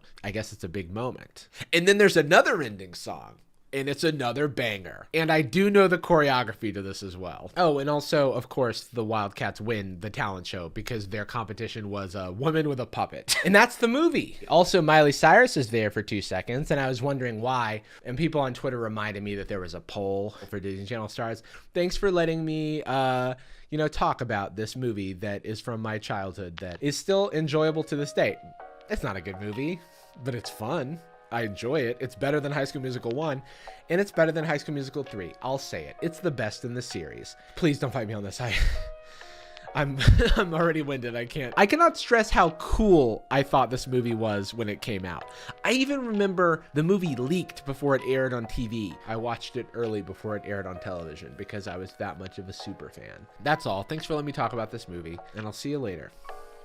Hi, I'm Jarvis, and welcome back to my quarantine beard. A lot of people are telling me to shave it, but when I tried, it threatened to hurt my family.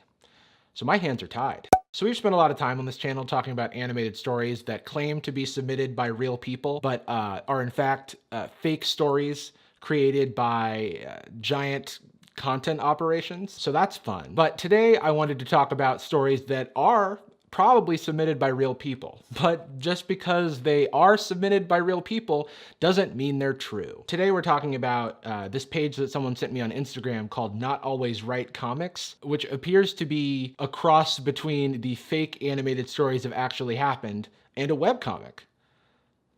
What could go wrong? These comics appear to be an offshoot of a website called Not Always Right, which has apparently been around for at least since 2013. I've never heard of it, but it reminds me of like FML. Does anybody remember FML, where people would just like submit stories about bad things that happened to them in their lives? Not Always Right, it provides a platform where people can submit stories where they complain about people in their lives that are not always right. So it's in the name. What seems to be the problem, ma'am?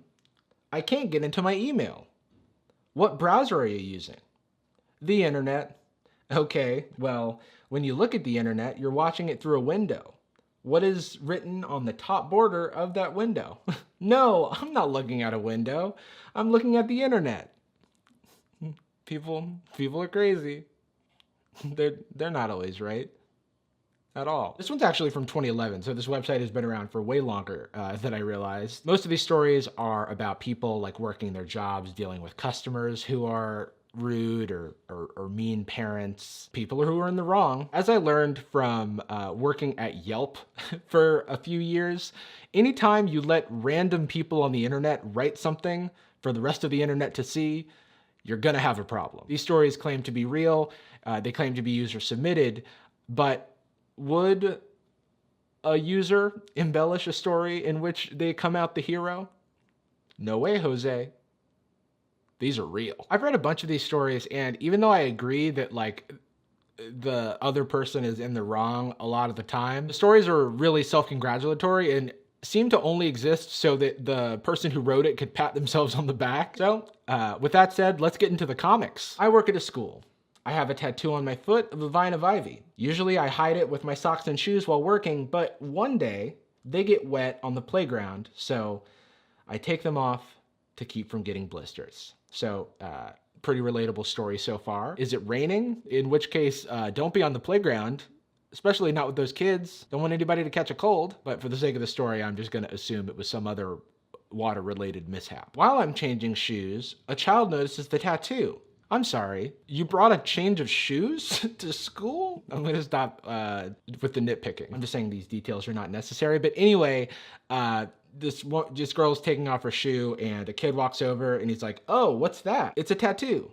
It's like a permanent drawing on your skin that you can get when you're 18. Can I touch it? Sure, it just feels like skin. I don't know why sure it just feels like skin is such an off-putting sentence to read. And also encouraging kids to touch your feet feels a little strange, but just call me new fashioned. Several kids come over to touch my tattoo. Okay, well this is weird, but I guess it's fine because this person isn't in the wrong. They're the one narrating the story. So someone else has to do something wrong in this comic. You should be ashamed. You're setting a bad example for these children. That could be a gang symbol or related to drugs like marijuana. It could be.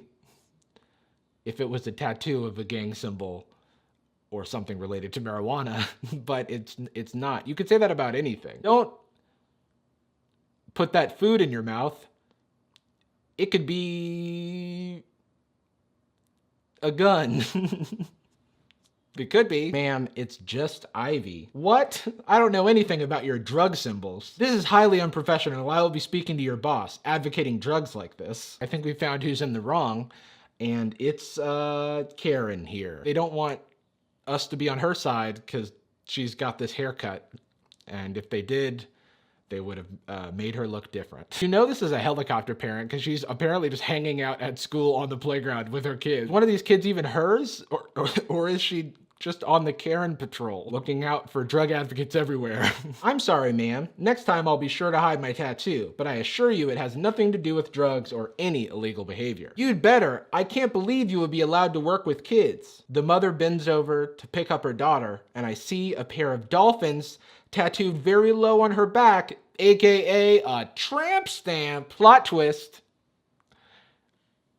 Karen is a hypocrite. Couldn't have seen that coming. It's visible just above her jeans. Rightly or wrongly, these tattoos often have a negative connotation. I feel like that's a little like slut-shamey, TBH. Karen's tattoo is also fine, but she is a hypocrite for judging someone with a tattoo. This is so not real, though. You could have just been like, she also has a tattoo. What the heck, man? Instead, you've introduced this like hierarchy of like, well, her tattoo's a bad tattoo, and my tattoo's just of Ivy, so I'm the moral victor. I win. Nice dolphins. Wink. Fucking got him. In your face, Karen. Never saw that coming. Karen's so caught red-handed. She's so embarrassed. Her kid's like, what, mommy? What's happened? I've been found out. I'm an adult. Don't you judge me. I mean, so is this girl. She's working at the school. She has a tattoo. In most places, you've got to be at least 18 to have them. Oh, right. Yeah. Sorry. I get it now. It's Karen's bad. Okay. I get. Cool story, bro. Do you think tattoos are unprofessional? Let us know. No? So this story is a great example of all of the components of one of these stories. Usually you've got like an entitled parent or customer or something, and someone else who fucking owns them, shows them what's what. Damn, I'm pretty sure these comics are mostly about owning Karens. Almost exclusively, and I don't know why. If you thought that one was a little silly and on the nose, it was. And they all are. Aloha, how are you today? Oh, I'm sorry. I don't speak Spanish. Could you talk in English, please? Oh, a racist. This ought to be interesting. And peep the haircut. You know she's not always right. I should also say, if it's not obvious, they're in Hawaii, which is located in the United States. You can see the little American flag. It's right here on the counter for some reason, just to like drive home the fact that they're in America. Hello, how are you today? Fine. We just flew here from America today. Okay, she doesn't know she's in America still. How does she not know? Either she doesn't know she's in Hawaii, or she doesn't know Hawaii is in America. And I don't understand either of those scenarios. You did choose to go to Hawaii, right? How did you get this far without knowing that people in Hawaii speak English? Also, I feel like having purchased a few things from stores in my day, I feel like there's a lot more talking happening in this interaction than would normally take place. I would like to purchase these items, please. No shit, you're at the counter with items. No one has ever said that. That'll be $25.85. Notice the American dollar sign here, just to drive home that we are in America still. Do you take American money here? I only have American money. I've not been able to get to currency exchange yet. So she knows about currency exchange, but she doesn't know that She traveled domestically. I know for a fact that there are people in America that don't know that Hawaii is a state that is in America. But those people are not in Hawaii. They didn't travel there without the need for a passport, with knowledge of currency exchange and customs, and not know that they are still in the same country that they departed from. How did you get to Hawaii?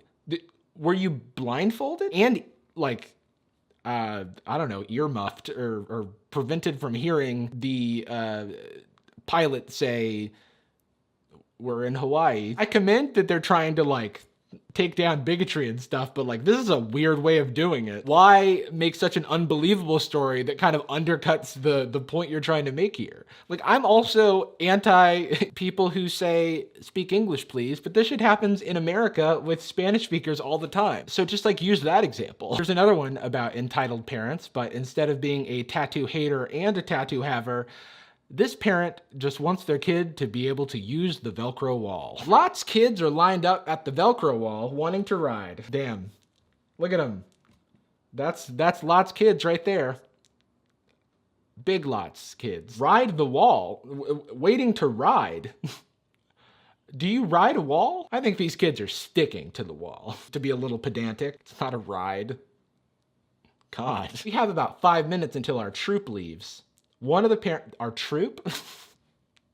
The word choice in this is confusing. Who is writing these? I wanted to mention also that the like language in these stories is very strange. Like there's another story about a man and an old lady where he introduces himself. Let me find it. I am a teenage Chinese male, but born and raised in Dundee, Scotland. All right. I have the local accent and cultural awareness. This one just sounds like an alien wrote it who's pretending to be human. I have the local accent and cultural awareness, fellow humans. But anyway, back to the wall at hand. I want my son to ride this ride. Ma'am, I don't think there's enough time for all these kids to... I don't care if he's the last one. I want him to ride this ride. Why? My son has had a lifelong dream of being suspended in midair by a Velcro jumpsuit, and you're not gonna ruin that, damn it. This story is a great example of the let me talk to a manager vibe that a lot of these stories give off. Also, how long does it take to ride the Velcro wall? I presume you just stick to it for a bit and there's not much else that can happen. You can peel yourself off of the Velcro wall. I truly can't imagine that it takes that long. Also, is this a carnival? Like, where are they?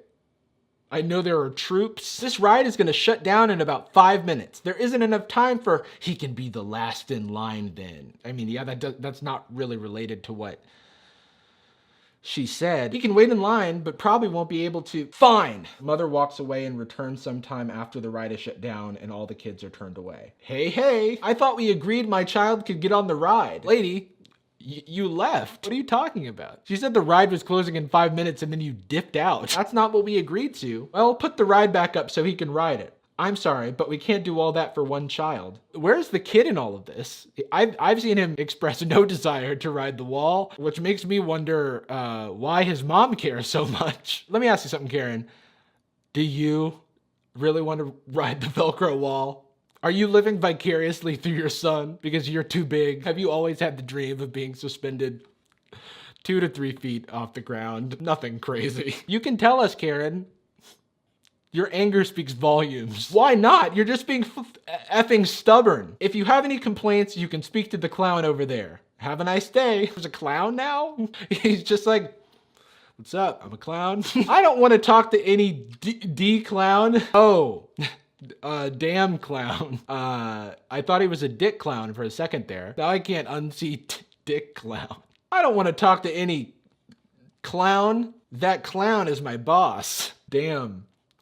The clown's just like, I'm a clown, but also the boss. What a misdirection. I was expecting this comic to own Karen, but instead they just owned this poor clown. Dick Clown didn't ask for this. He was just minding his own clown business, in which he's the boss. Is it becoming clear that people are not always right? Because before reading these, I totally thought they were. As you've probably noticed by now, a lot of the people in these comics work in service jobs, which is cool because a lot of people in service positions are disrespected as like a daily part of their job. And these comics serve to like stick it to the customer when you couldn't otherwise do that for fear of losing your job, maybe. But in all honesty, it just comes off as wish fulfillment, and it's funny. My favorite subsection of these comics is entirely about tech support, which is full of unreasonable and stupid people that don't exist. Welcome to Internet Support. My name is Tegan. How can I help you? Oh, hello, sweetheart. I already hate this guy. I didn't realize I'd reached the reception. Ah, a sexist. Could you please connect me to Internet Support? This is Internet Support. What can I do for you? I want help with a technical problem. I can't talk to you.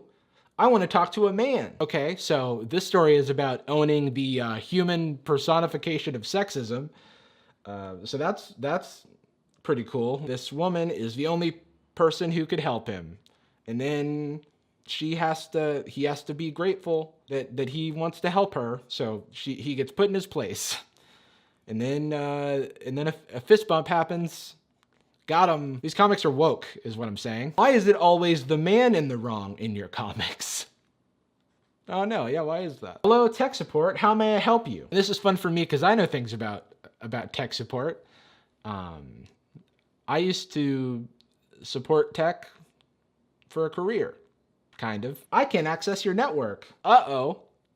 That can't be. It appears that this man is on a train, so that probably has something to do with it. And there's an anarchy symbol on the train for some reason. There's a little atmosphere. Where are you currently, sir? I'm traveling in between San Francisco and San Jose. I've done that. I know what train this man is on. He's on the Caltrain. Joke's on you, not always right. I can really fact check you. Oh, I'm sorry, sir, but there's maintenance being done in that zone. You'll have to wait 20 minutes until you are back in a working zone? What? This train ride is like an hour and a half. Like, this man cannot wait 20 minutes for service because he has a very important job, I guess. What can I do? Just wait until the train is a bit farther on and you'll have connection again. This is terrible. Where's your manager? What does he even expect could possibly happen? You know, for a businessman that works in the heart of Silicon Valley, this guy has a pretty weak understanding of how the world works. Well, actually, I guess that makes sense. Sir, it's 4 a.m., so I'm the only one working? That seems to be a plot point often. Like, the person... They're like, can I talk to a manager? And it's like, I am the manager. Or it's like, I'm the only one you're allowed to talk to because this story can't get any longer. We can't add too many more characters to it. So you're stuck with me. Also, this train doesn't run at 4 a.m. I know the train schedule. This guy seems to have pretty good cell phone service on the train. Just set up a hotspot, my guy. Look, I have some important stuff to watch here. Can you fix the internet? She just tells him to wait 10 minutes, but he doesn't understand that there's no internet in his zone. Can't you move the satellite so I do have internet? With his little cutesy face. Can't you move the satellite, please? You know that there are satellites, but you think that they can... What? Also, I love that this tech support person has a Rubik's Cube and a Dalek on their desk, so there's like some nerd representation going on. And Baby Yoda is there. Is Baby Yoda the manager? Excuse me, miss, can I talk to Baby Yoda? So she just tells him to wait 10 minutes because she's going to move the satellite. But get this, that's just how long he had to wait until he moved into a working zone. So she owned him. Haha. This guy's dumb. So we've covered racist and sexist people, and just for good measure, let's work in some homophobia, just to hit the woke trifecta. I'm gonna give this guy the stereotypical accent that they want him to have. Hi, I'm trying to connect my iPod to my stereo. Okay, do you have a receiver, a small shelf box, or a boom box? Sorry, who is he calling? Who did you call? Like, who were you supposed to, like, you just want to connect your iPod to a stereo? Like, what do you call Apple or the boom? I guess the boombox people, the Geek Squad. Maybe you call did we still have? Is the Geek Squad still a thing? Also, iPod. What year is it? So she asked him if he has an aux plug. Yes, there is a small round plug that says aux. Okay, that's easy. All you need is a 3.5 millimeter male-to-male RCA cable. Huh? Male-to-male? As in boy to boy? That clarification doesn't even make any sense. Boy to boy isn't like synonymous with anything that male to male isn't. Yes, it's just referring to whether it's a plug or a receptor of a plug. Well, you are just disgusting. Fellas, is it gay to listen to music? Click. Haha. She hung up on him. That'll show him that he's bad. Male to male? You mean like boy to boy? That's disgusting. Frankly, I'm more of a Bluetooth guy. I shouldn't judge. This comic is by far my favorite, so I saved it for last. Working as a manager for a retail electronics business, I have a customer come in with a DVD player. I know they're illustrating them in, like, this came out in December of 2019, but these stories are clearly written for a different time, because, like, who is getting a DVD player serviced in, like, 2020? This DVD player doesn't work. It won't play my DVDs. Can I get an exchange? Well, did you buy it here? Just trying to, like, barter. I got a broken DVD player. Can I have a working one, please? Well, let's see if I can get it to work. What is this movie that's playing in the background with this very angry looking man? I take the DVD player over to the AV wall and quickly hook it up to our system. Why would you plug in his DVD player to the whole system? That seems just like wrong. That seems dumb. Oh, here's the problem. It seems that the disc somehow ended upside down in the DVD player. That's the problem? You mean to tell me that this guy is so stupid that he didn't know that he put a DVD upside down? I flipped the DVD over without even looking at the disc or anything and push it back in, turning back to the customer. I knew something wasn't quite right. I didn't check the DVD that was in the DVD player. I didn't try to flip it to the other side. Bow chicka bow bow. That's not bow chicka wow wow, I thought. Like wow wow, not bow bow. Come on, guys. Suddenly, coming up on all my TVs, blaring through the sound system that is usually playing a music DVD, comes blasting a rather grotesque scene of a cheesy porn. So he plugged in this man's DVD to the entire store, and it starts playing a porn, which is already like kind of unbelievable. And then for some reason, he wants to like point out that it's a grotesque scene and the porn is cheesy. Like, it wasn't even a tasteful porn, guys.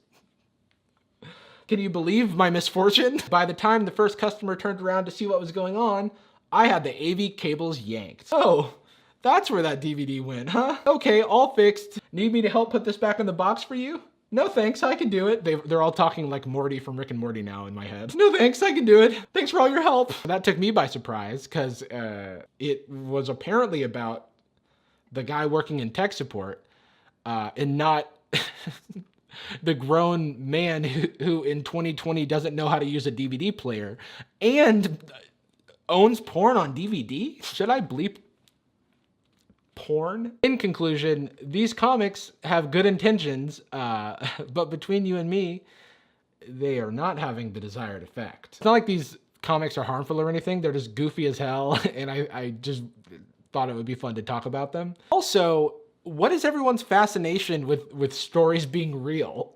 You're allowed to make things up. Just don't say that it's real. Fictional stories are fine. Some of my favorite stories are fictional stories, like Hamilton. Well, I can't think of any examples, but I assure you that fiction is good, and you're allowed to do it. Just don't say that it's not fiction. Goodbye. One of the complaints we've heard about social media is that photos and videos from your friends are mixed in with content from publishers and creators and influencers. But your friends aren't content, they're relationships. That's why today we're separating the social from the media. Snap's market cap disappearing faster than Snapchat stories themselves. Does anyone else not open Snapchat anymore? Kylie Jenner has ruined Snapchat for good. That tweet wiped out more than $1 billion in value. Is that stock drop entirely because of Kylie Jenner? What happened to Snapchat? I used to use it, but here's the thing. Now I don't. There are definitely people who still use the app, but I don't know who they are. I mean, Kylie Jenner doesn't use the app anymore, so what's the point? For those who've never used Snapchat before, that's okay, because every other social media app has stolen its best features. Photos that disappear, wacky face filters, stories, all things that Snapchat basically invented that every other app has ripped off. And by every other app, I mean Instagram. As I understand it, Mark Surveillancberg was like, hey, Snapchat, let me buy you. And then Snapchat was like, no. And then he was like, well, if that's the case, then I'm going to steal all of your best features. And while I'm at it, I'm gonna let foreign governments interfere in my country's election. And then Snapchat just stood by and let it happen. So what I'm saying is it's their fault. More like, mark my words, Berg. It's kind of sad the state of Snapchat now, because I feel like it's been robbed of its identity. Like, what is Snapchat? It's not like they don't put the work in. Snapchat employs some of the world's leading experts in computer vision and machine learning just so that they could figure out how to put dog ears on my head. And then what do? We open up Snapchat, take a photo, and then share it on Twitter and Instagram at Jarvis, which, just me. How is Snapchat supposed to survive and compete with the likes of Instagram and TikTok? The answer is Snapchat Discover. Discover is Snapchat's only feature that hasn't been ripped off yet.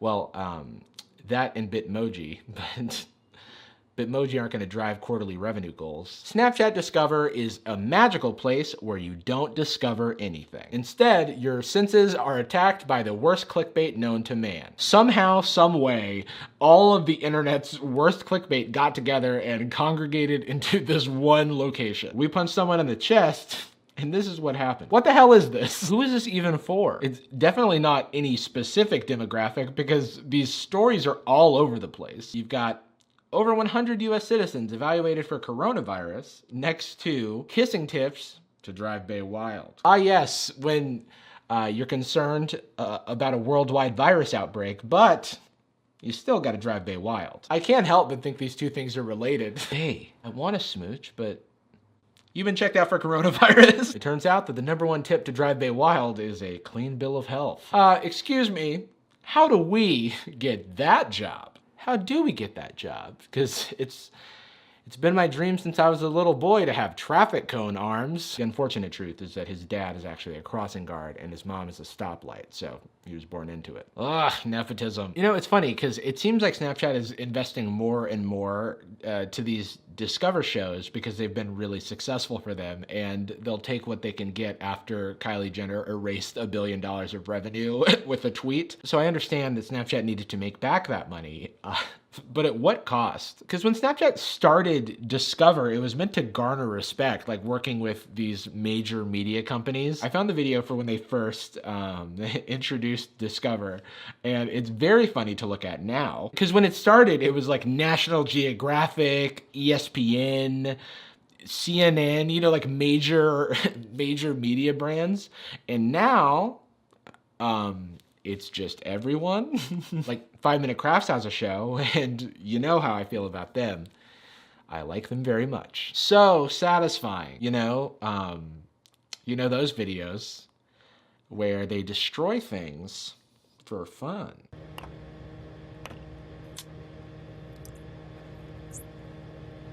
Ew, this isn't satisfying at all. AirPods everywhere. Oh wait, you're talking to me? Hold up. Gotta pause on music. Oh, what's up? Ha ha ha! It me. Slick fades. It's like a whole channel of people getting haircuts. You know what? These fades are pretty slick. So while some of these shows are original content, and by original content I mean repurposed content from elsewhere on the internet, others are just collections of random people Snapchat stories related to like a weirdly specific topic. Bruh, these optical illusions got us tripping. The person who wrote this fucking caption is definitely a cop, right? Reaction Time. Isn't that a YouTube channel? Oh, it definitely is. Am I supposed to believe that this guy said, bruh, these optical illusions got us tripping? What is the definition of PEMDAS? Please excuse my dope ass swag. No, that's not the definition. All right, maybe this is pretty easy to believe. Man, these optical illusions got the whole squad tripping, no cap. So for being the most unique part of Snapchat, there's nothing unique about this content. It's just recycled from other parts of the internet and then reformatted badly. Which brings me to the Dobre brothers, who are also have a Snapchat show, obviously. The Dobre brothers, if you're not familiar, they have a great bio right here. We are the Dobre brothers, and we do backflips. We dance, we do backflips, and we also live life like there's no tomorrow. It's a little intense, right? Also untrue. Maybe it's just me, but if I was living life like there's no tomorrow, there would be a lot of crying. Also a lot of, connecting with friends and family, getting my will in order. Definitely wouldn't be pranking my girlfriend. That doesn't seem like the right time for pranks at all. What does that look like? Is that my MacBook? Honestly. You know I'm like mid-finals, right? I mean, that's not how I would react if I was mid-finals and someone froze my computer in a block of ice, but we all grieve in different ways. We were just chilling at the crib today. At the crib. We didn't have any plans to do tonight. The fuck are these guys doing? At the crib, just chilling at the crib. At the crib.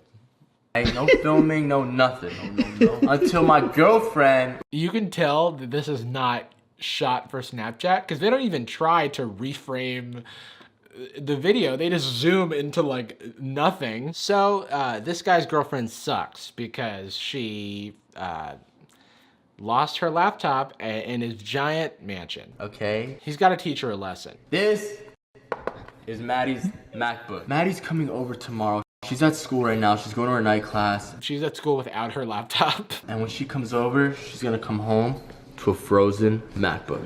Oh, yo, you actually doing this? I hate how in all these pranks, somebody is like, somebody who is clearly an accomplice is like, wait, are we doing this? It happened in the Morgues video, obviously, if you watched the video last week. And here it is again. Are we doing this? I don't know. Is the video called freezing my girlfriend's MacBook? I guess we are. You actually doing this? Yeah, right? Yeah, why not? Why not? I can't think of a reason. Laptops are famously water resistant. Yo, actually? Yo, this is it, bro. Yo! Oh my god. Why is everyone surprised? Yeah, actually though, you actually doing this?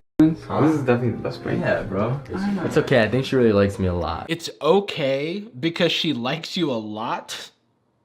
That doesn't give you free reign to just do whatever the fuck you want with her possessions. So Maddie finally comes back from her night class. You know I'm like mid-finals, right? Guess what? I surprised you with a new Mac. Hey. This is the most poorly executed prank I've ever seen. If you have to tell someone that you're surprising them, it's not a surprise. Also, you can't just like destroy somebody's laptop and be like, it's okay because I got you a new one. Like, hey babe, I burned down your house. But don't worry, I bought you a new house. Like, well, did you take all of my like irreplaceable childhood possessions out of the house before you burned it down? Did you save her files? Dobre brother, I don't know what any of your names are. Wait, Tom, are you serious? Yeah. I'm gonna cry. Are you serious? Yeah, I did. Real quick. Wait, are you serious? Yeah, because when I found it, I noticed that your keyboard was a little messed Yeah, up. my keyboard doesn't work. Okay, so her keyboard was broken. So it does make sense that he just destroyed her laptop. It's cool. I saw that your caps lock button was sticking, and I know how you like to type in all caps, babe. So I bought you a new MacBook. No, I know you have AppleCare on like the other MacBook and you could have just gotten that keyboard replaced for free, but like, what if we just like voided that warranty and I got you a new thing? I guess all that matters is that this is definitely real and she's okay. I'm okay now. How, you may ask, does Snapchat make money with this content? Well, with ads, of course. Why else would they be appealing to the widest audience imaginable? The ads on Snapchat are, how do I say this? Frequent and just like haphazardly strewn about, because it's not like they can wait for the natural pauses in the already short Snapchat content because those don't exist. So instead, they just put ads wherever the fuck they want. If you don't mind, I'm gonna take a quick break and watch myself some slick fades. I wonder what he's going to do with that outline.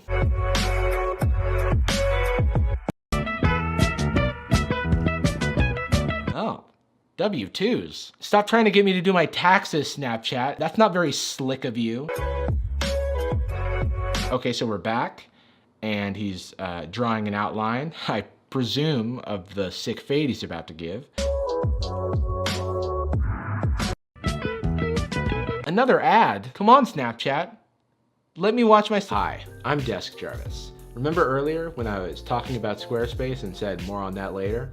That was foreshadowing. I'm really excited to be partnering with Squarespace for this video because I've actually been a user of Squarespace for the past few years. Now, I know what you may be thinking. Jarvis, aren't you a former software professional with a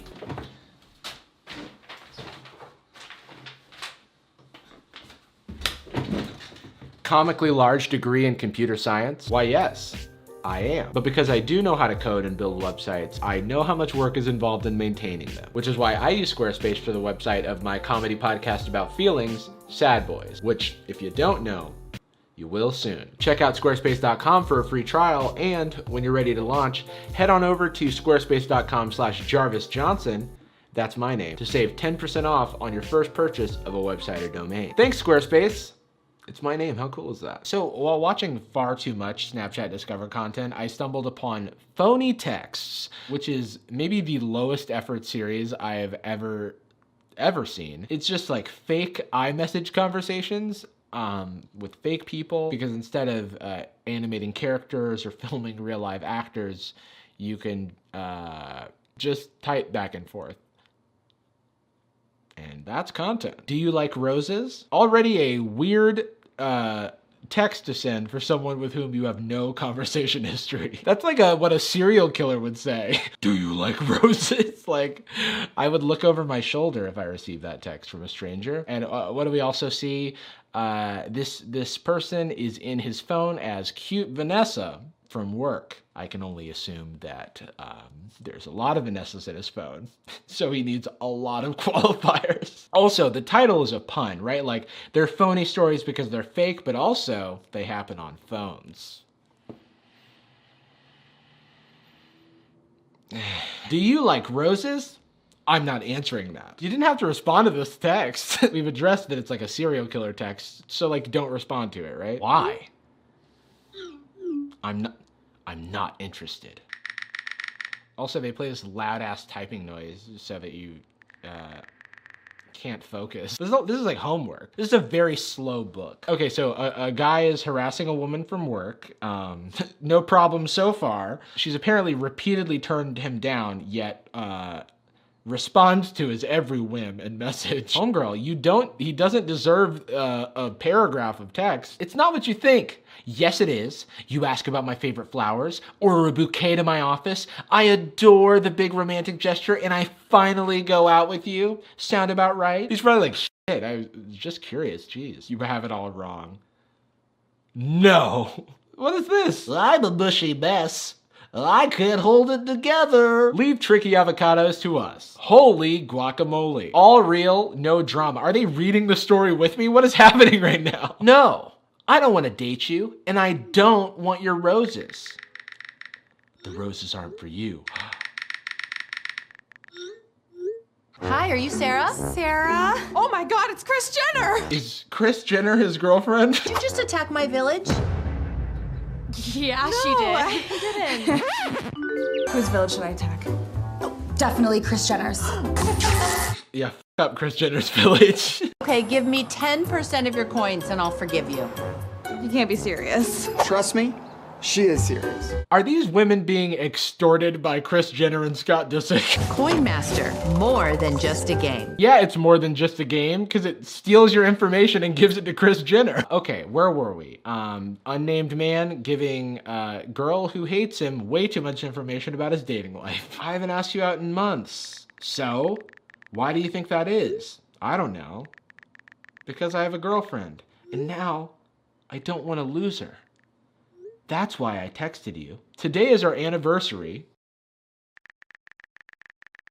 So I booked us a romantic trip, bought her a diamond. What anniversary? He said he hasn't asked this other girl out in months. Made Speranzo dinner reservations. Holy shit. You got Speranzos? We all know how hard it is to get a reservation at Speranzo, a real restaurant that definitely exists. Scott just attacked my village. Scott just raided my village. What are you guys doing here? What are you doing here? Does Kris Jenner own this game? Why are all of the Kardashians doing ads for Coin Master? What do you mean, what am I doing here? I'm the Coin Master. So this just keeps going until, and this is a very common trope in these stories, he gets another text from his roommate. You know how you put your roommate in your phone as roommate? Yo, what's up, dog? It then becomes clear that our unnamed hero didn't have a girlfriend at all. This was all just a ploy to get a sympathy date with cute Vanessa. No way! That'd be dope. You've been single forever. Who's the lucky girl? Vanessa. Lol, how is that possible? Romance requires imagination. No, you're just lying. You just lied. Romance requires fibbing, falsehoods, not being forthcoming. It says that it's for me, but it does not feel very personalized. I've watched a bunch of stuff on here, and these recommendations haven't changed. It's actually harder to find the shows that I've watched already. It just keeps recommending me like beauty tutorials, and I get it, okay? I need a slick fade. Stop rubbing it in, Snapchat, Jesus. It's actually kind of sad because I thought Snapchat had a lot of promise in the beginning, and I don't even know what it is anymore. It has no identity. It looks like the BuzzFeed homepage. You know, when I was in college, Snapchat was like my favorite app for sharing memories and goofs with friends that disappeared immediately and are gone. Ah, what a beautiful day in nature, or as I call it, a dature. Come on. Hi there, tree. Well, hello there, Jarvis. I love you. Oh, shucks. I love you too, tree. Put her there. What's going on, Bush? Not much. Have a nice day, Jarvie.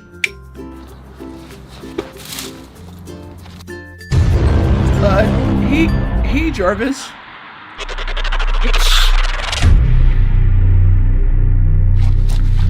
What the fuck, bird of paradise? I was just trying to get in on the morning love. You put pollen in my nose. I'm so sorry. My pollen just floats in the air. I didn't mean it. You disgusting piece of garbage.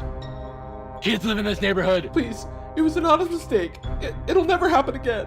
1 star. Sorry, what? 1 star. Bitch. Hi, Internet. I'm Jarvis. You may have noticed that I haven't posted any videos in the last 2 months, and that's because I got trapped in a Chipotle bathroom and it took a really long time for someone to let me out. Today, I'm going to talk about something that is near and dear to my heart. Yelp. I wore the shirt for this bit. It's really tight, so... All right, now that that bit is over, I can breathe. Full disclosure, I actually used to work at Yelp as a software engineer, which is why I have the shirt. But before you think this is a sponsored video, one of my main takeaways is how much I hate Yelp reviews. Now, I don't mean to be harsh, but actually, no, that's exactly what I mean to be. I just don't understand who could possibly feel self-important enough to think that they deserve to blab on about anything they want and an audience just has to pay attention to them. I would never do that. But today I want to focus on a particular phenomenon in Yelp reviews, the 1-star review. In order to write a 1-star review for a business, you have to hate the business so much, or you have to at least think that what the business did to you was so bad that they deserve whatever consequences come from your review, which is almost never the case, because people complain about the most random shit, which almost never has anything to do with the business itself. For example, you all know that I'm a big fan of beans that were roasted in March. I'm a big fan of Phil's Coffee, not sponsored. I just pulled up 1-star reviews for a place that I got coffee every day for the last year. I'm just gonna read to you one of these 1-star reviews for Phil's. You have to tip them. Otherwise, you will get shitty coffee. The cashier and the baristas have their own jargon or gestures to figure out who tips and who doesn't. It only happened every time I didn't tip. Never happened when I tip, and you could see how the barista and cashier communicate when you pay for your coffee. Kinda funny. No, they don't. You don't even pay until after they start making your coffee. How would they know if you tip? So this is just a conspiracy theory. The theory being that for some reason, Phil's doesn't want to serve you good coffee. They instead want to serve you awful coffee. And the only way that you get good coffee is if you tip, which would serve no one because why would they have a secret rule? Most of these 1-star reviews are either like the one I just read, where someone has constructed this grand conspiracy where like the business is out to get them, or they're just like a really entitled customer. And nowhere is that sense of entitlement more present than in reviews for national parks. For some reason, Grand Canyon National Park in Arizona is home to much of the immense Grand Canyon, with its layered bands of red rock revealing millions of years of geological history. Wow. What natural beauty. Or, as Jorby P describes it, whoopity-doo, Grand Canyon, you're a giant hole in the ground. You were caused by erosion. You don't have roller coasters or Dippin' Dots. Jeesh. Roller coasters and Dippin' Dots. Is Jorby 12? Let's just read Barry G's review. He, looks like a nice guy. I've seen better. Big whoop. Why do these people feel like they need to seem cool by not enjoying the Grand Canyon? What did you gain by writing this review? What would Barry G give a 5-star review to? He gave a 4-star review to a gym in San Francisco that I used to go to that fucking sucks. So he has horrible taste. This is a great gym. I would recommend it to anyone. And the price is right. No, it was extremely expensive and bad. So I'm not gonna trust his review on the Grand Canyon. Don't bother going to the Grand Canyon. Just step on a Stairmaster and it's 4 times as good. Once you've been to Yellowstone, the Grand Canyon is a joke. And I'm an Arizona native. There are no animals, no greenery, no clear blue streams, just a muddy river, rock, and sheer cliffs. So it's not another place. It's like, this place isn't like the other place I like. I've been to Yellowstone twice, with buffalo herds walking near my car, an entire elk herd passing me when I went hiking, bald eagle so big I thought it was Jurassic Park, bears twice, and even a wolf trying to steal a baby buffalo, and the standoff among a herd. And at the Grand Canyon, a hole. A very large hole. Okay, we get it. The Grand Canyon sucks. The bald eagles are small. You only see bears once. And there are no wolves trying to steal buffalo babies. But apparently Yellowstone is sick. So I guess let's look at the reviews for that. Yellowstone National Park is a nearly 3,500 square mile wilderness recreation area atop a volcanic hotspot. Yellowstone features dramatic canyons, alpine rivers, lush forests, hot springs, and gushing geysers. It's also home to hundreds of animal species, including bears, wolves, bison, elk, and antelope. Ah yes, the animals we've heard so much about. I know what I am writing is committing a sacrilege. I know what I am writing here is committing a scarilege, but I hated Yellowstone. The problem with the place is that it is dull. What? Look, I get it. This is not some nature-hating guy. He just hates this nature. Very scenic. However, the most beautiful sights of our time. However, absolutely breathtaking and one-of-a-kind beauty. However, traffic is terrible and the roads are not in good shape. The sights to see, like geysers, have little tiny parking lots. I like to think that he's trying to park his car inside of the geyser. Spent a whole day in park and only saw some bison. Saw moose, deer, etc. outside of park. What? $30? And you have grass inside of your park? Well, guess what, Buster? I have grass at my house. So, life hack. You mean to tell me that I have to pay $30 and there's moose outside and I can't park in a geyser? What am I even paying you for? The preservation of our natural land? I want bison. I would give it 0 stars if I could. That's how you know a Yelp review is gonna be good. Whenever they start with, I wanna give it less stars than the platform even allows me. Under what circumstances does one of the most celebrated places on earth deserve 0 stars? I just got back from Yellowstone National Park and frankly, 0 stars. The entire place had been replaced with a black hole. No light could get out of it. It deformed space-time and no moose. I traveled all across the states, and this is by far the worst place I've ever been to. Really?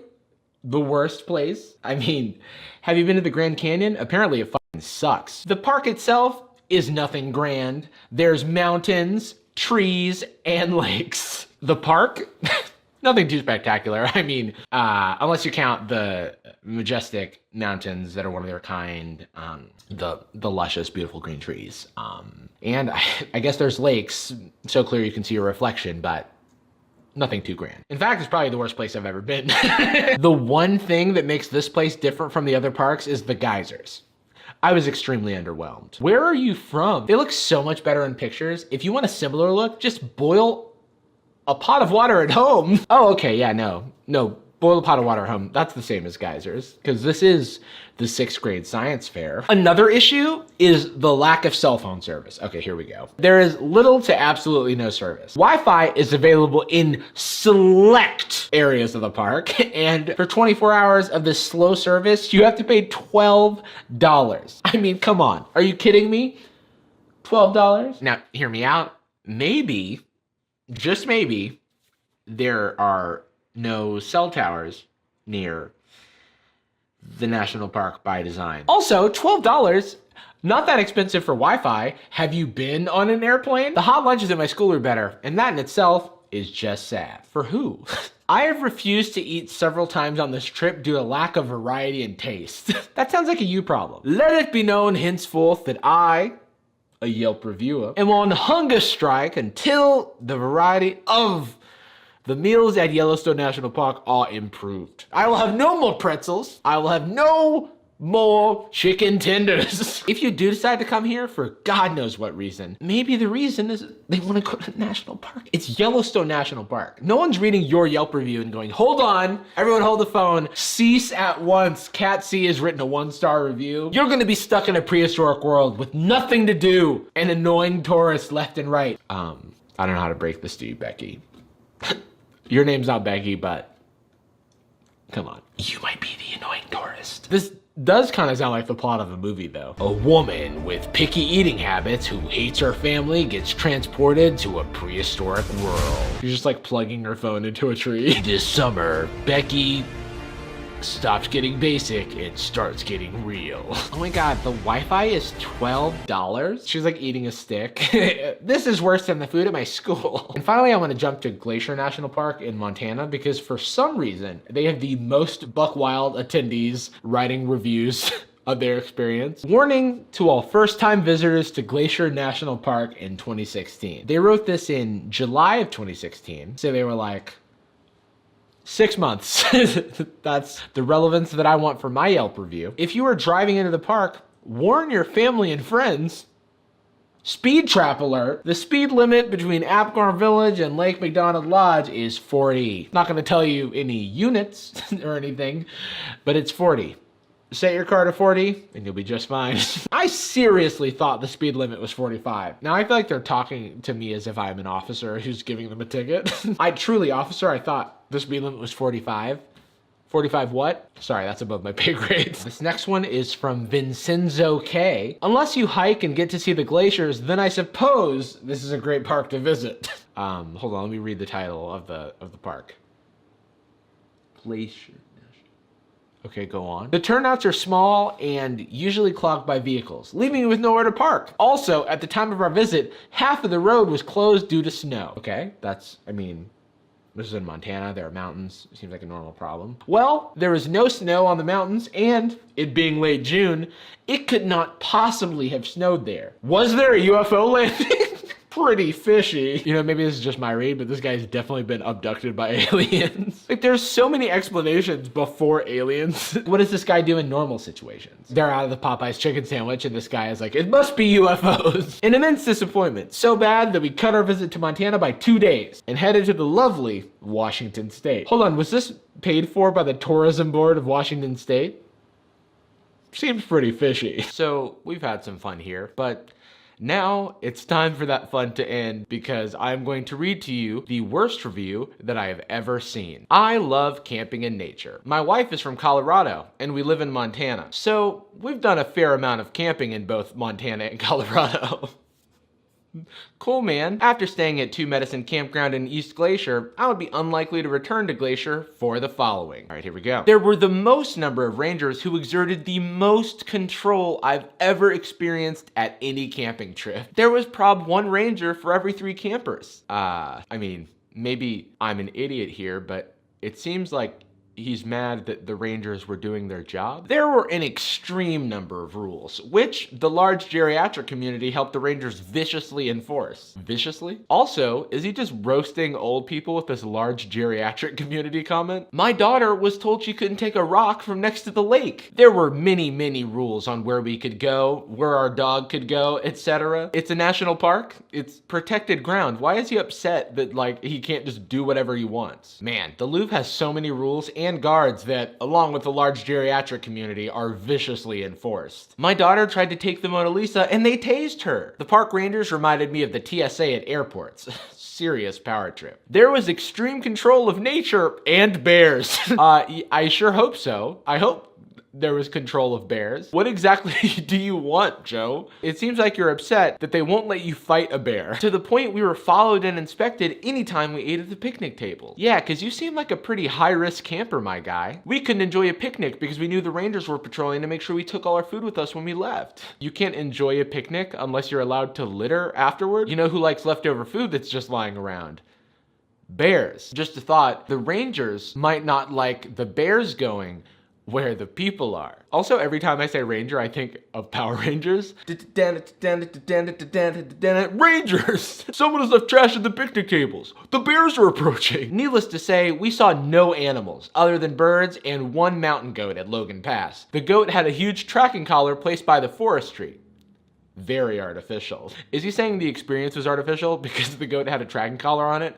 Or does he think this is an animatronic goat? I'm pretty sure they put trackers on all the animals, you know, to like keep track of them. It sounds like this guy should just go into the forest where there are no rules and lots of bears. Rangers made everyone clear the area from the mountain goat, ruining that experience also. What is it that you want, Joseph? Do you want to ride the goat? Any private campground would be nicer and more natural. Yeah, probably. The whole reason that national parks exist is to protect them from people, is to protect them from you. This guy's just upset he wasn't like a logger in 1860. In summary, Glacier has postcard views of landscape, but that's all it offers. That's it. Just like beautiful landscape that you would put on a postcard. If you want to see beautiful landscape, this is for you.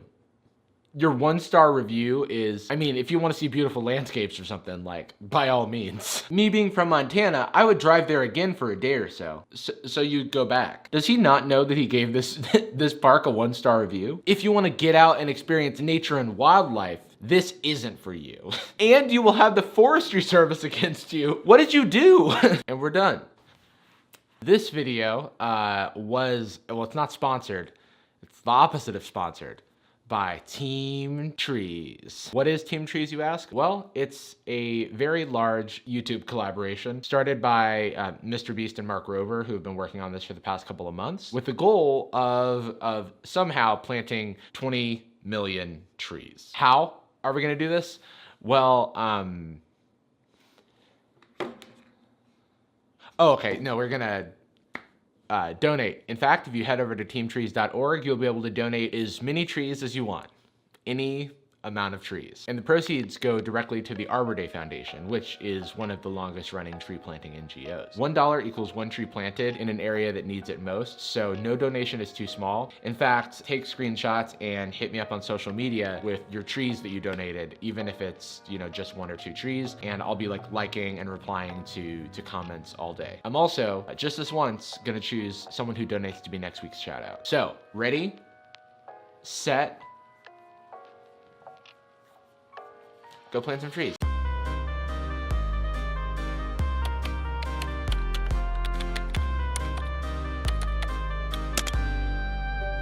Sup guys, it's your boy, Billy Shakespeare here of Billy Shakespeare Vlogs. To subscribe or not to subscribe is not a question. Go ahead and hit that subscribe button down below. Today guys, we're gonna be doing something a little different. Whew. Yorick, I'm actually pretty nervous about this one. But before we jump into that, remember to buy my merch. That's right. Yo, I'm hyped. Yeah, Billy hasn't disappointed us yet. In case y'all haven't noticed, I've been dropping straight up bangers here on YouTuber. Big Mac Macbeth, I'm about to go Hamlet, Romeo and Jules, and my girlfriend does my makeup challenges with my main girl, Anne Hathaway. no relation. But today I want to try something new, you know, growing as an artist. What do you think it is? Maybe it's a play where everybody doesn't die at the end? Nah. I've actually got a poem for y'all today. It's a sonnet, and a sonnet is a 14-line poem. A poem? 10 syllables. What happened to the plays, dog? This is what happens when YouTubers get famous, I guess. Yeah, like, what does he think he can do anything he wants? Come on, Billy. We want the tragedies. So, this one's called I Write Sonnets, Not Tragedies. Oh, well imagine. I think I know exactly what to do. In the pews in a church corridor.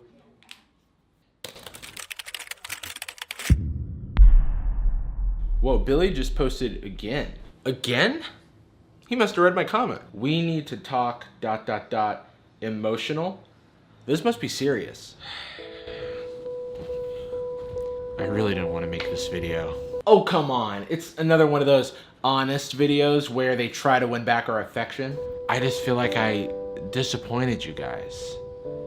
And Yorick.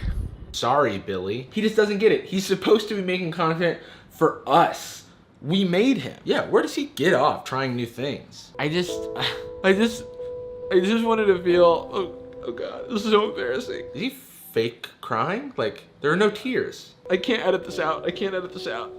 It's gotta be real. I just wanted to be creatively inspired. Cry me a river. Oh, Doug, did I tell you I stopped churning butter? Oh, word? Yeah, I work as a carpenter now. Wow, dude, congrats. What inspired the change?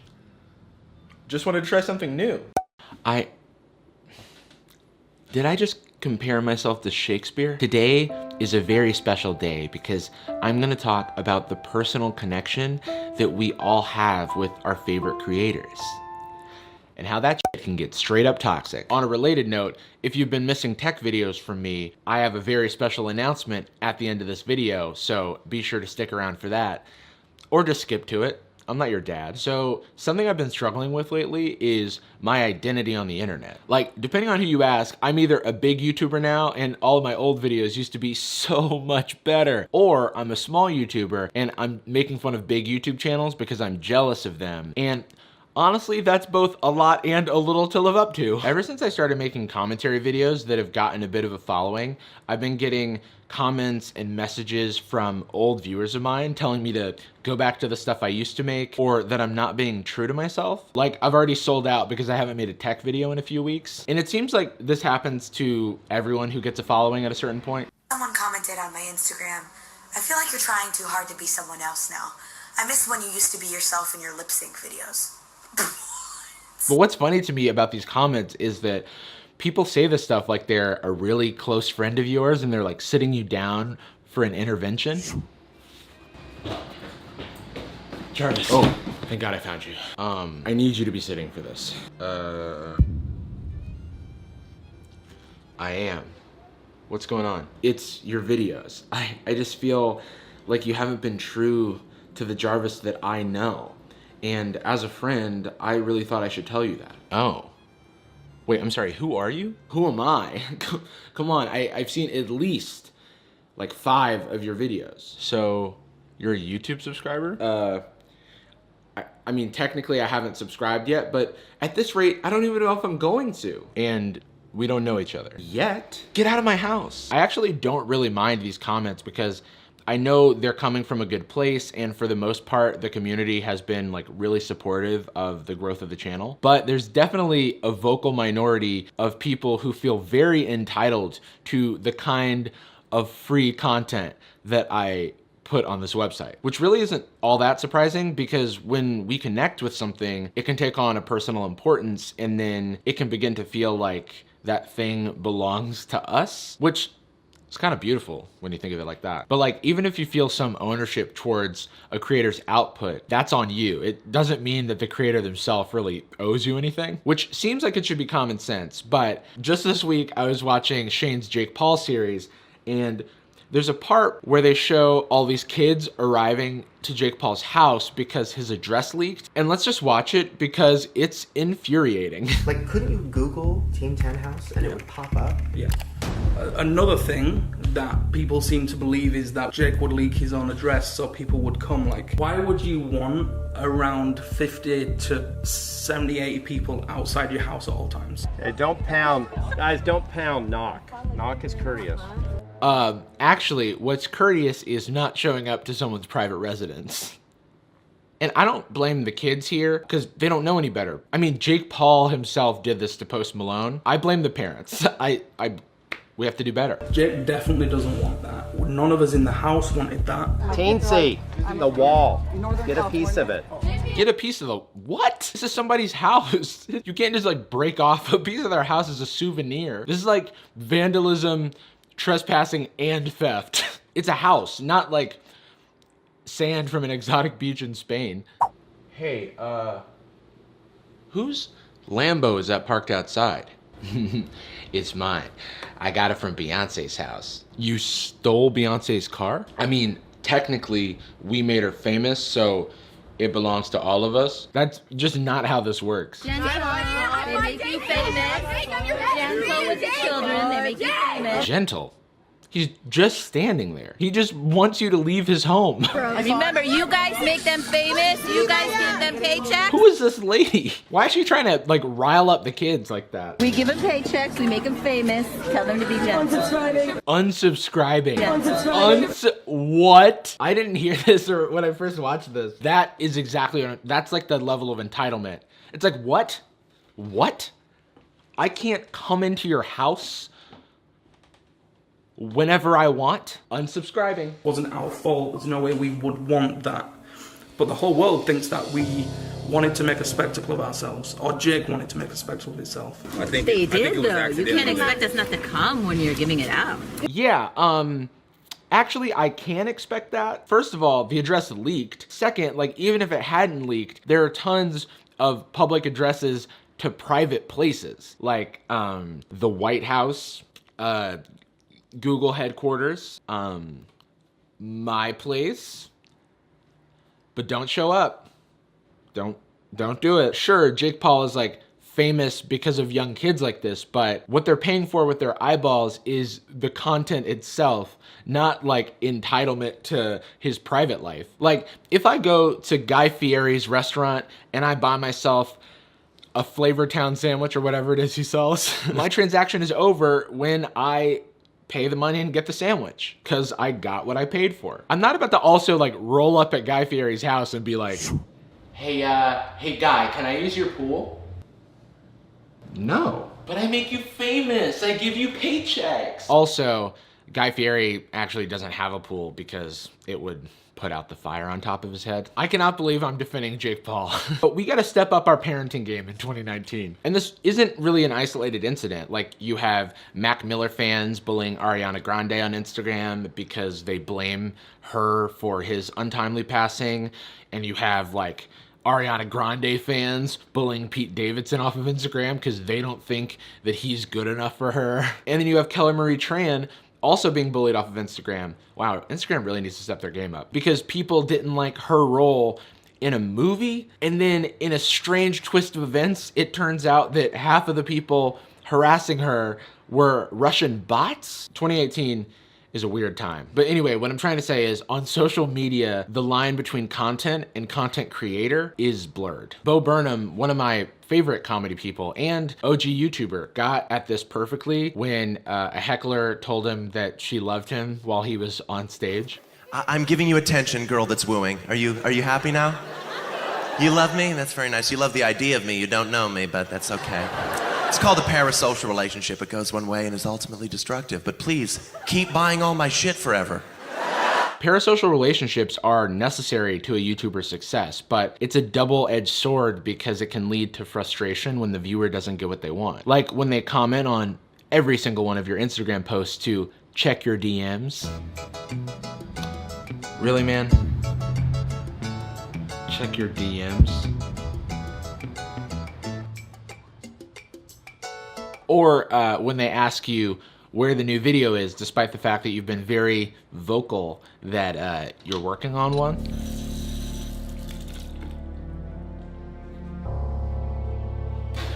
Hi. Thanks for meeting me. How do you keep getting in here? If I told you, I'd have to kill you. Huh? I found a key to your place on Amazon. Look, I need your help. Is everything okay? I mean, I get it, you have feelings or whatever, but where is the video? It's been 3 days, dude.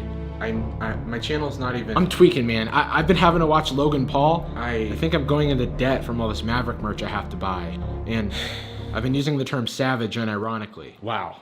I'll upload immediately. I mean, I do this all the time. Like whenever a musician I like changes their sound. Hi.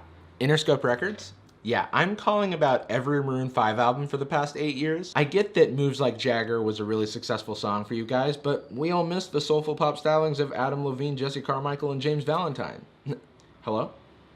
But on YouTube, where there are fewer barriers between creator and audience, we have to remember that creators aren't the things that they create. They're just like people with feelings and stuff. Now, I'm not saying that you can't criticize creators. I actually think that's a necessary part of the dialogue. Like for me, getting feedback from my audience has been extremely valuable because there's a fine line between being confident in your creative direction and becoming Kanye.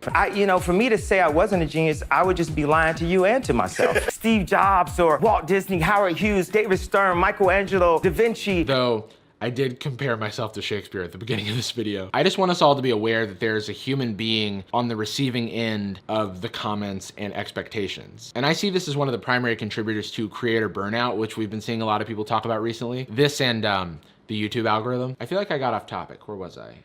Oh yeah. Me. When I started this channel, I didn't know what I wanted to make. And to be honest, I still don't. But a lot of people do.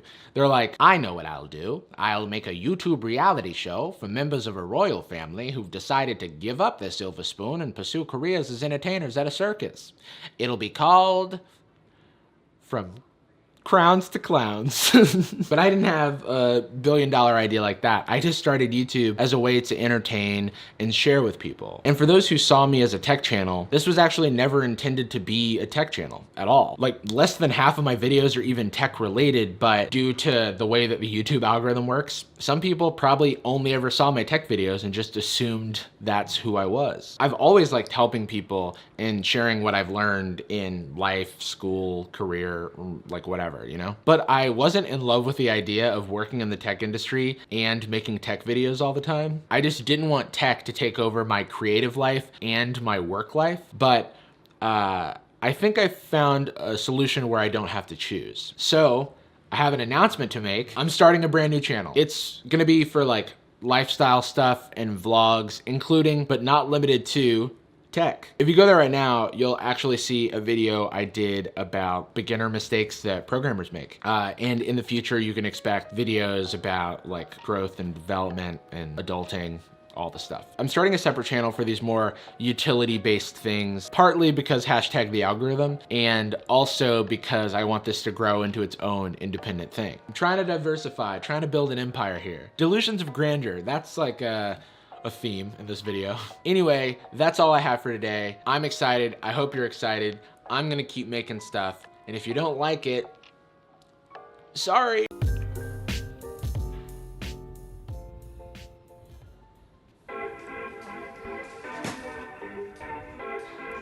Yeah, they hoping and hoping and hoping and hoping and hoping on me. Yo, Travis.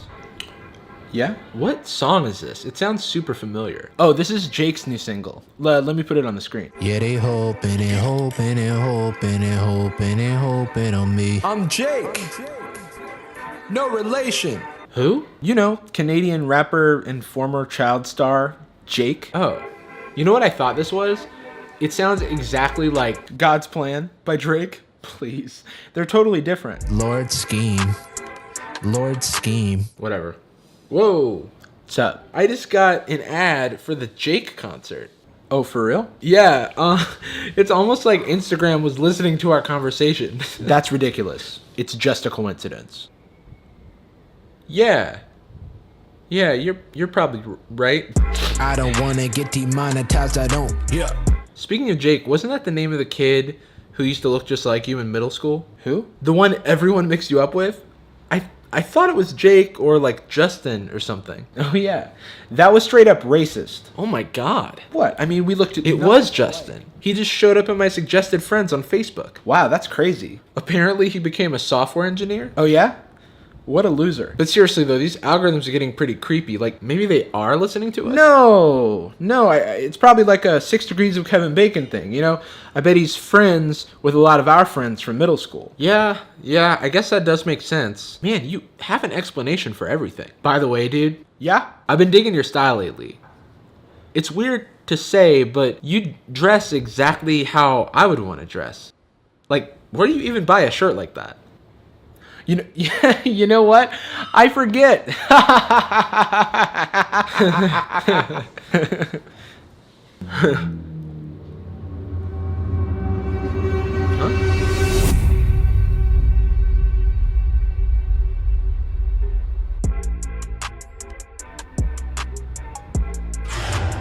So are you gonna buy it or not? What? The shirt. This is a simulation. All of this just exists to sell you.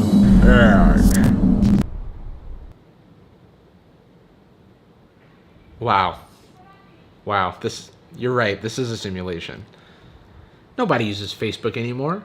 Hi there, I'm Jarvis, and welcome back to my weird little YouTube channel where I combine comedy with my desire to be accepted. So we've all been there, right? You're doing something in the real world when you pull out your phone like you do every 5 minutes because you're a millennial, and you spot a creepily relevant ad. Maybe it's a conversation that you were having with a friend, maybe it's a thought that crossed your mind. I'll admit, it's pretty eerie how irrelevant some of these ads can seem. It's almost like your phone is listening to your every word. It isn't, but I know it can feel that way. So today we're gonna talk about why that is. But first, I just did a search on YouTube for the phrase, "Is Google listening to me?" And the results are startling. This appears to be one of the first viral videos on the topic. This couple thinks that their Facebook app is spying on them. Okay, so this phone is my wife's, and we think Facebook is listening to us and then putting in suggested ads through Facebook. Now that I think about it, this is kind of a low-stakes conspiracy. Honey, Facebook is listening to our every word. Why? Why would they do that? To tell us about things that we should maybe buy. Like ads? Yeah. This could have been much worse. So we're gonna do a test here, and all day we're gonna talk about cat food, because we don't have any cats. We never search for cats, especially cat food. So let's find out. Alright, so all day we are going to be talking about cat food. Because I could use some cat food.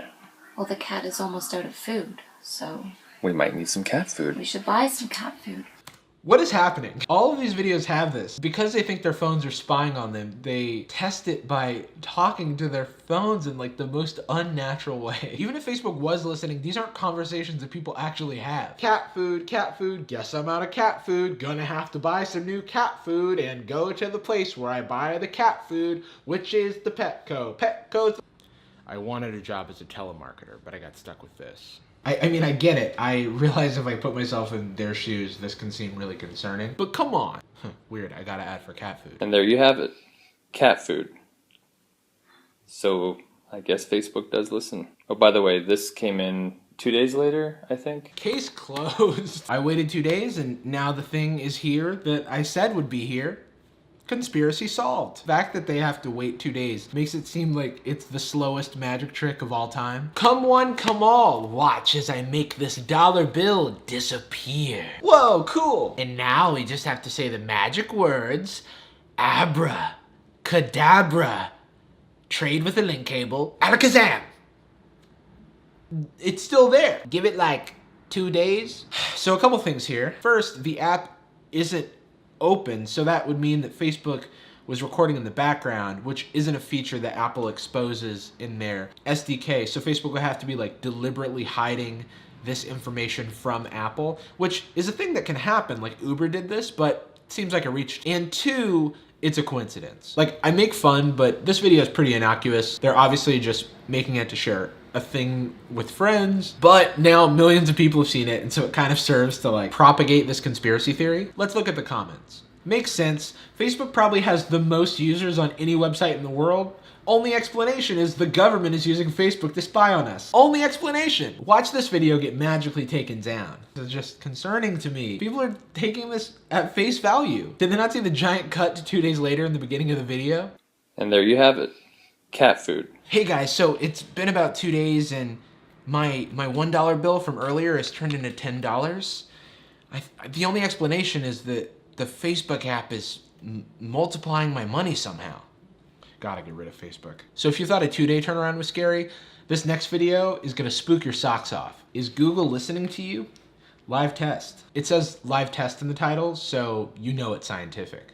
So this guy does a 9-minute live stream to demonstrate that Google is listening to him. And he does this by writing a phrase on a piece of paper, looking at his ads before he talks about the phrase, and then he talks about the phrase for 2 minutes in the video, and then we'll see what happens. Can you guess? This video has 7 million views and a decent like to dislike ratio, and it's totally fake or a coincidence, you know? Before we jump into it though, let's take a look at the comments to this video to see what we're in for. That's actually creepy, dude.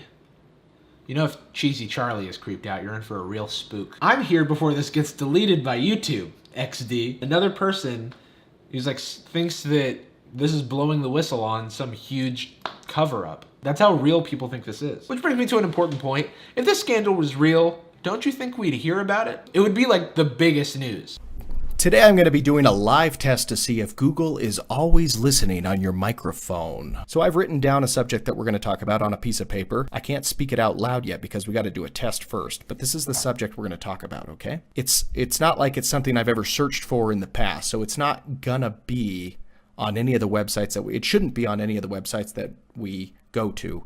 All right, and then Science Festival on WRAL.com, okay? So I don't see any advertisements for what we have on our piece of paper. So what we're gonna do now is we're gonna close all the browsers, we're gonna close everything, and then we're gonna talk about this subject for a couple of minutes. He closes the browser? Okay, so now the hypothesis must be that Google is listening to you even when the browser's closed again. So this would mean that Google has like some spyware running on your computer. I guess the hypothesis of this video is just like so vague. Oh, and now he talks about dog toys for 2 minutes. If I had some money right in my wallet, I'd take it out and give it to whoever is selling dog toys. If I had some money right now, are you listening? As expected, this is the most bizarre part of the video, but I get it. These are the things that you sacrifice for the truth. Let's go ahead and get back online and let's see what we got here. First website up. Oh my God! Oh my God! It's right there!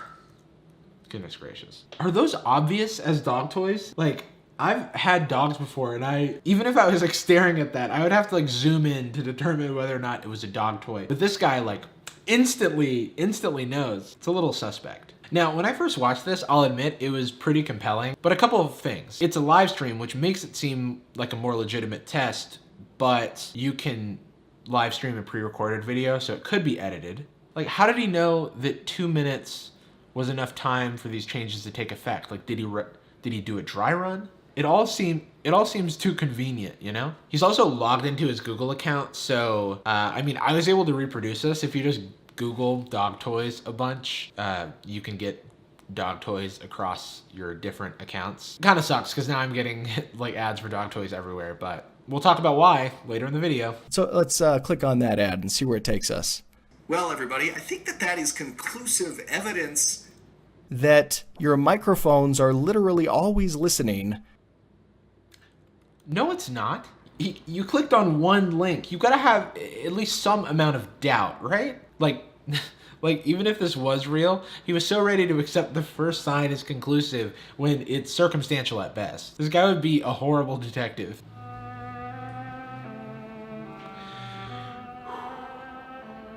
Murdered in cold blood. The kid never had a chance. What's this? Well, everybody wrap it up. I think we have conclusive evidence. So upon further inspection, it seems like this guy's aware that his video doesn't prove anything. At the bottom of his description, he links to someone else's video that he says is a more scientific analysis. Let's see what they say. Recently, I watched a video. Holy shit. The voice is very creepy. Anyway, this guy basically says, no, there's no evidence of this. In his own words, the fatal flaw of his video is that he was live streaming on YouTube, which creates this captions file, which has like speech to text, like makes a text file of all of the words that he said, which could be used to target ads. I think this is plausible, but a lot of his behavior, like closing the browsers and stuff, seems pretty strange to me. People would be just as creeped out if he had left the browser on, but the fact that he closed it just makes me think that when he closed it, there was someone else who did a bunch of searches, and then the browser sync happens when the browser closes, so he got all of their search history and then was able to get recommended those ads. Also, the 2-minute thing is suspect. Oh god, now I sound like a conspiracy theorist. So he learned his lesson and made a follow-up video to correct his mistake, primarily by removing the live stream component and turning it into a regular ass video, because those can't be edited. To his credit, he never finds anything, but has made like 4 more videos since. Because, okay, well, I mean, look at those views.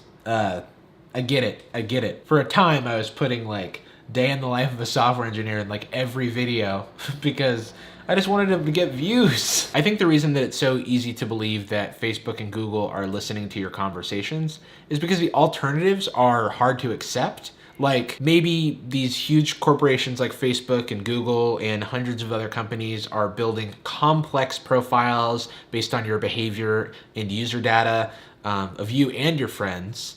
And you don't want to believe that you've shared so much information that it's actually quite easy to target you. Or maybe you as a human, despite feeling unique and like the center of your own narrative, are in fact quite predictable. Or maybe it's both. It's both. Not convinced? I don't care, because what I'm about to talk to you about is way creepier and way more effective than listening to your conversation. Let's talk about ad targeting. So when you visit most websites in most web browsers, you're given this thing called a cookie. Here you go. Thanks, man. The cookie is meant to make your website experience a little sweeter. Don't eat the cookie. It's not for eating. It's for holding on to information about your history with the website. Think of these cookies as little ID cards that have your website preferences on them. Things like whether or not you're logged in or what items are in your shopping cart. So if you're the Chewy dog toy company and you want to advertise Chewy dog toys or whatever, you don't go to a website directly. You talk to something called an ad network, who's basically the middleman between you and the websites that are showing your ads. Let's give this network a name. We'll call it Jeff. Let's say Jeff serves up 99% of the ads on the internet. So when you go to ilovecats.com, Jeff knows about that because he sells their ads. And when you go to picturesofshovels.com, Jeff is confused, but he knows about that too because he also sells them ads. So because Jeff represents not just one website, but basically all of them, he's able to combine all of your user behavior into a very robust profile. And he does this for you, your friends, people with the same interests as you, basically every possible, permutation of group that you're a part of, or that Jeff thinks you're a part of, because he may not know it for sure. Jeff isn't actually interested in you, the individual. He's interested in these big groups that you're a part of. In the ad world, those are called audiences. You might be in an audience that represents visitors to ilovecats.com. You might be in an audience for people who are believed to reside in Gainesville, Florida. Maybe your favorite mom and pop crab shack has a loyalty card that you registered with your email address. Well, it's possible that your mom and pop crab shack wants to get better at advertising to residents of your town. So they upload your email address and your purchase history to Jeff. And now Jeff has even more information about you, and you didn't even visit a website for that one. In the case of audiences, a group or like an external event in the real world can influence what ads you see. Like if my friend Alexis, who's on YouTube, subscribe to her, have similar interests and similar browsing patterns, we are probably going to be in a lot of audiences together because we also are the same age and live in the same city, work at the same company. We're both YouTubers. So you could probably build an audience of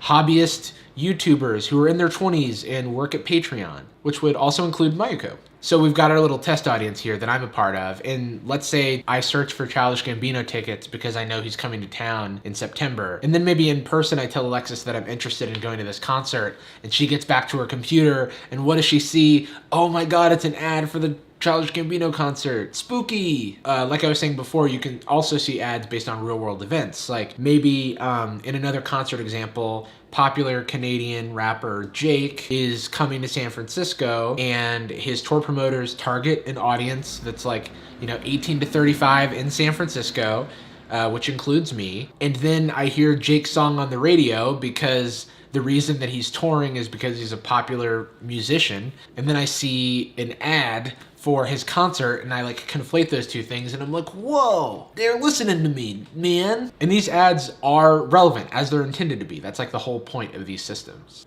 So that's a very simplified way of what goes on. Real quick, here's some ways that this gets creepier. Facebook tracks you all over the internet with things like the like button. Even if you turn off cookies, ad targeters can still target you based on other environmental factors. You can be tracked across devices. Like, okay, so yesterday I searched for Hillshire Farm sausages on my desktop, and today I was scrolling Twitter and I saw an ad for it.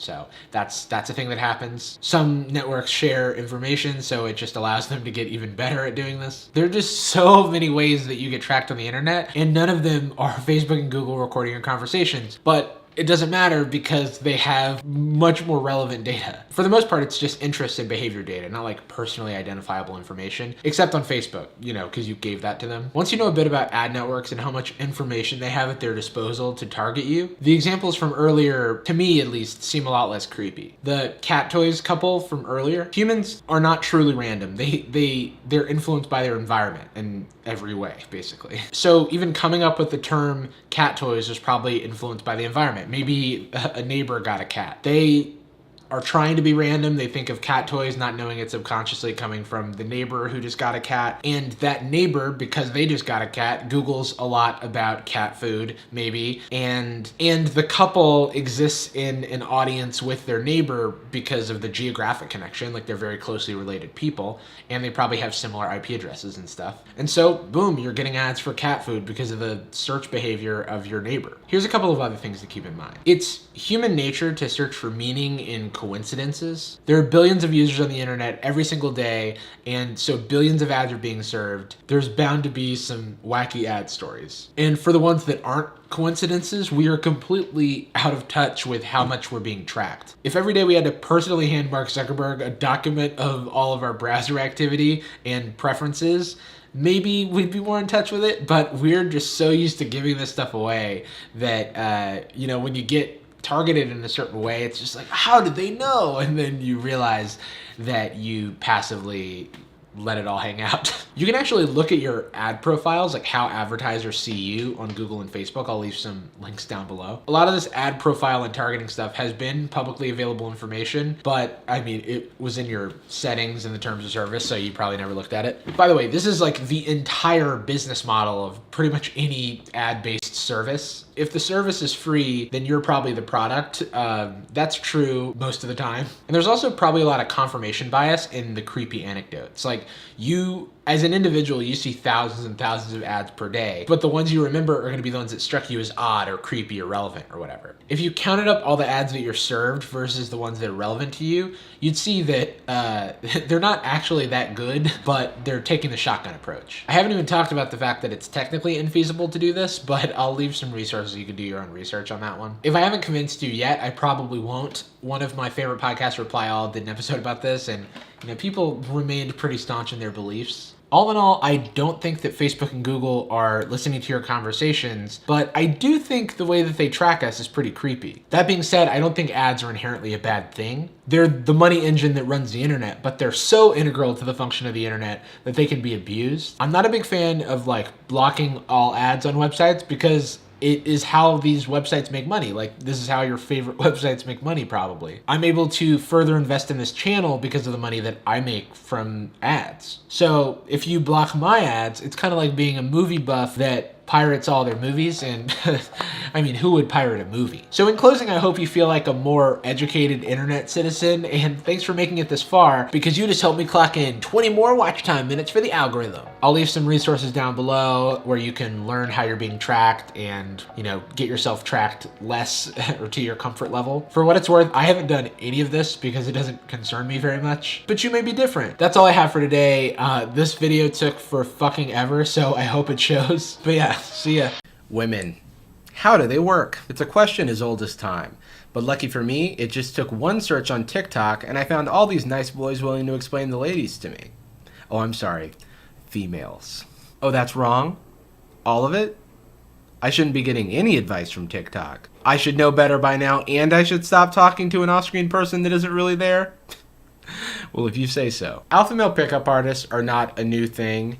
In fact, it seems like every day there's new alpha males online to explain their worldview to their impressionable followers who, you know, probably want to be like them someday. Thing is, I don't know what these alpha males are all about, and I certainly have never met a woman. Now, I have read that alpha males don't exist, how this is all a scam to take advantage of their vulnerable followers, that their advice could actually be really harmful and scare women away. Women aren't all the same. Women can't be trained like dogs. But I've never heard these guys out, and I have no idea what they're about, so I wouldn't want to judge a book by its cover. Famously, covers include no information about the book. So with all that said, let's see who we're learning from today. How to walk more alpha and confidently. No, I think my walk is fine. Why Sigma males are more attractive than alpha males. Sigma males? That's too advanced. Women don't like alpha males because alpha males can't be controlled. Okay, here we go. This guy's name is ZayDBE, which I believe stands for Zay Double Edge.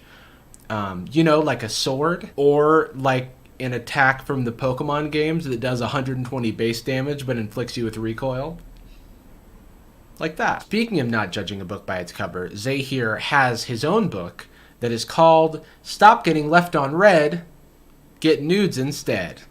Rules, Tips, and Strategies to Become an Elite Texter by Zay. Like I said, I don't want to judge a book by its cover, so I have no idea what this book is about. But hopefully, after watching some of Zay's TikToks, I'll be inspired to make a purchase. Yeah, it's $15, so I'm going to have to watch a lot of TikToks first. The beginning stages, you should not be taking no woman seriously. So okay. All right, step one, don't take women seriously. In the beginning. I've been making a huge mistake. A woman should have to almost beat you up just so you can take her seriously. A woman should beat me up? What if I don't want to be beat up? The reason why I know a lot of you guys take women way too seriously is because I read the comments. Now, I hate to say it, y'all be sounding like incels. Like, it's not that serious. Also, why does it look like he's wearing his jacket inside out? It's the reason why it's called game. It's supposed to be fun. It's a game. When you view it as not being fun, that's when you start hating women. And that's when you start giving off hateful energy to women and not get them. So it seems like what he's saying here is not to get too invested in a relationship that's at its early stages. Seems like fine advice to me. Didn't have to call the commenters incels, but that's old Zay. But not too bad. So let's see what else we got here. So let's say you got a girl who on your social media that you talk to and y'all just stopped talking or y'all broke up or whatever the case is. Okay, so this is a woman's top manipulation strategy. I wasn't aware that I was being manipulated, so this is news to me.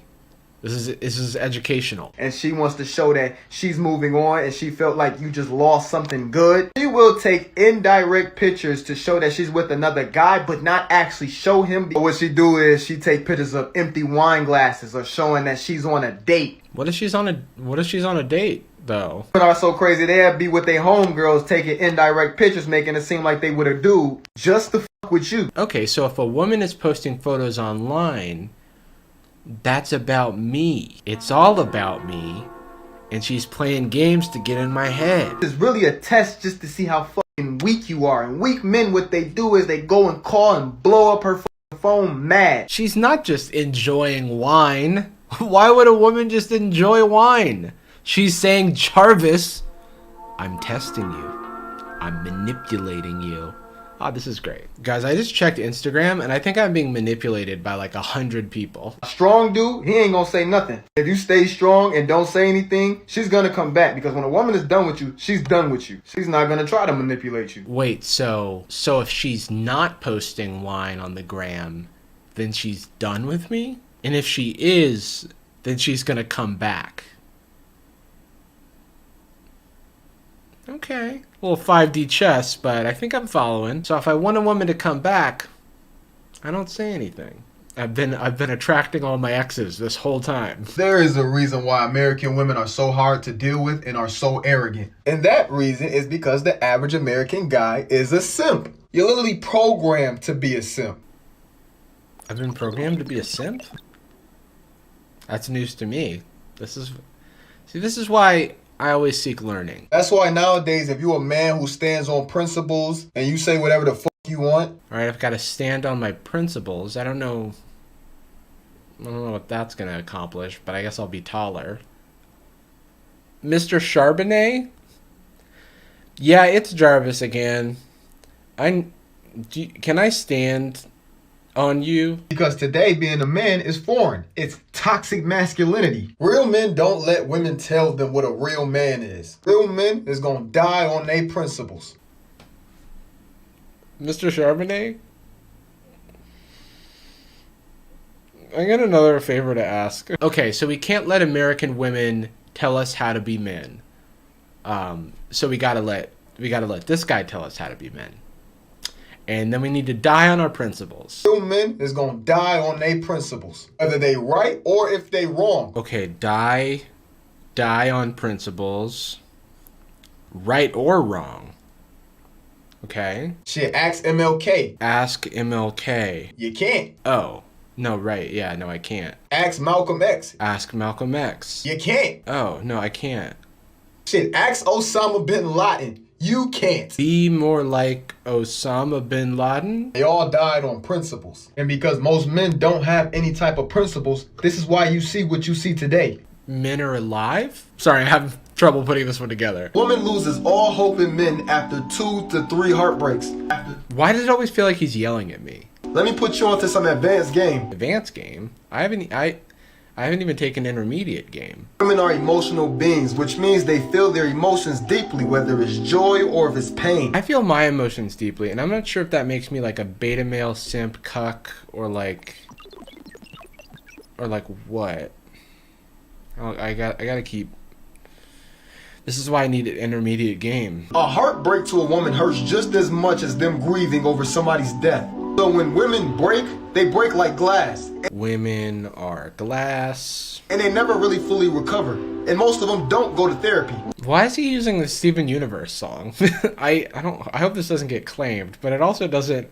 I feel like Steven Universe does not align with Zay Double Edge over here. Honest question, where is this information coming from? Is there like a book that you can read that tells you about how after 3 heartbreaks a woman shatters like glass? More in depth on my YouTube. Get my bio for the ebook. All of his TikToks end with an ad for the ebook, so he's really putting the work in. A lot of people get mad because I'm not politically correct and I say that a woman's past matters, because you hear a lot of beta males say how a woman's past doesn't matter. I thought everyone's past matters. It's important. It's like foundational information and experiences that define who you are in this moment, but okay. We'll scratch that from my brain. If you're a beta male and you're a white knight and you have a Captain Save-A-Hole mentality and you try to treat those same women like queens and do them right, she can't appreciate it because the men in her life before you programmed her that she should not be treated that way. Women are programmable? Why didn't anybody say this? Why didn't anybody tell me? Guys, I have a comically large degree in computer science. I can get women. Signs that you are thirsty and that everybody knows you're thirsty. All right, let me try. Number 1, you haven't had a drink in a long time. Number 2, you just did a bunch of exercise and your body has been depleted of fluids. And number 3, you were admitted to the hospital for dehydration. Number 1, complaining about your love life. Damn it. You're always complaining about how women always pick the bad boys and they always overlook the good guys and they should pick a guy like you. When you do that, you signal to everybody that you're thirsty and it's a cry for help and you're hoping somebody feels bad for you. You want pity sex. I've talked to a female friend before about my love life, but I didn't want pity sex. I just wanted to be consoled by a friend. I should apologize to them. Number 2. All right, number 2. And this is the number 1 sign you are. Oh, it's the number 1 sign. Is if you are learning game and you are still having a problem with women. If I'm giving you answers to the test, how the are you still failing? It's a lot of information. I'm just taking it all in. I'm just trying. Shit, I didn't think this would be an attack. You're so thirsty, you throw all the game right out the window. The number 1 sign that I'm thirsty is that I'm bad at getting women. 3rd sign is you don't know what questions to ask a woman. The reason why you don't know what questions to ask a woman is because you're so thirsty for sex that you don't even care who she truly is. You'll just stick your Johnson in anything. Yeah, he's right. That's embarrassing. Today I'm going to teach you some deep-rooted core masculinity principles that your brother or your father should have taught you. All right, core principles that my father should have taught me. This is good because I wasn't raised by my father, so he didn't teach me any core masculinity principles. So now I've got work to catch up on. Thankfully, Zay's here. Number 1, never go to a man asking for a favor with an empty hand. A lot of you guys do that shit with me when I'm already giving you free advice, and to ask for more free advice is beta male shit. Okay, not too hard so far. Just this alone, I can tell when a dude is raised in a feminine ass household. Whoa. Okay. I don't know why he's so mad at me.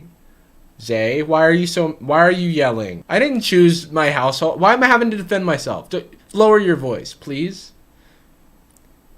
I can change. Number 2 is to never tolerate disrespect from anyone. All right, number 2, never tolerate disrespect. And this is something a female can't teach you. You should rather be put 6 feet under than to be disrespected. Okay, again. All right. Rather die than be disrespected. That one's going to be tough to learn, but nobody said masculinity was easy. Number 3, you should be never walking around with your head down. You should always be alert and knowing what's going on around you. People who walk with their head down and try to avoid eye contact are the easiest ones to get robbed. Oh, all right. There's a lot of stuff to manage with this masculinity thing. I've got to get women. I can't get disrespected. And now I got to worry about getting robbed. Look, a dude came on my TikTok DM today.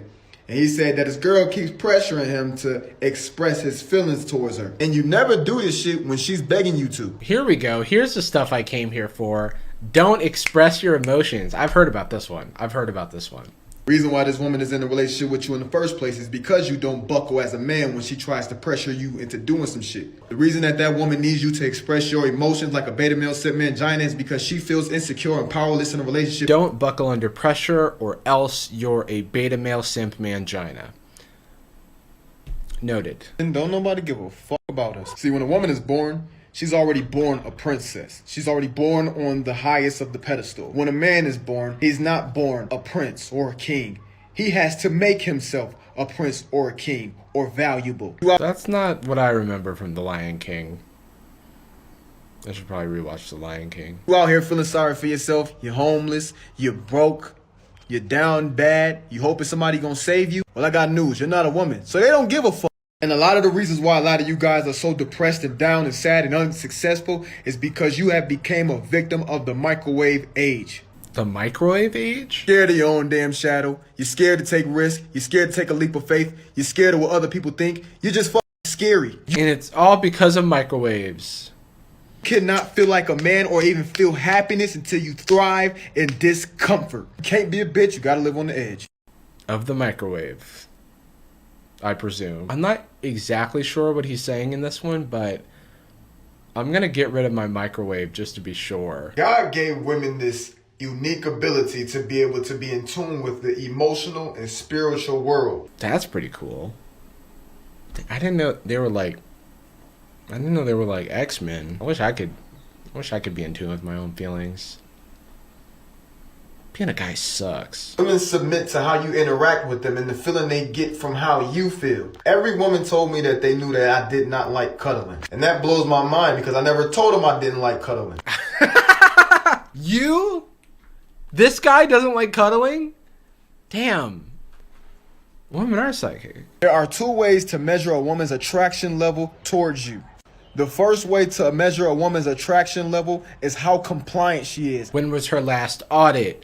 When was her last firmware update? What is her battery capacity? How good is her Wi-Fi signal? Once a woman starts to say yes to you and she starts to comply with you, by default, her feminine nature will make her like you. Because she doesn't have free will. I think I'm finally getting it, guys. And they said people would never respect me. Okay, I think I've learned enough. I think I get it. So I'm just gonna watch one more video just like at random. I hate to be the bearer of bad news, but goofy men are not attractive. Man. Okay, well, I guess I'm doomed. I guess I don't need to see any more of this. Thanks, Zay.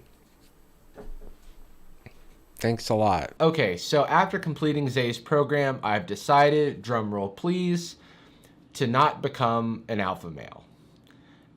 It's too hard. Plus, women don't even like them. They're always denying their own emotions. You've got to worry about getting robbed all the time. And then you've got to die, apparently. No shade to any alpha males watching this. I wish you the best. Also, rest in peace. For me, it just seems easier to be myself. And so if you are like me, I just want to give everybody permission to be whatever you are.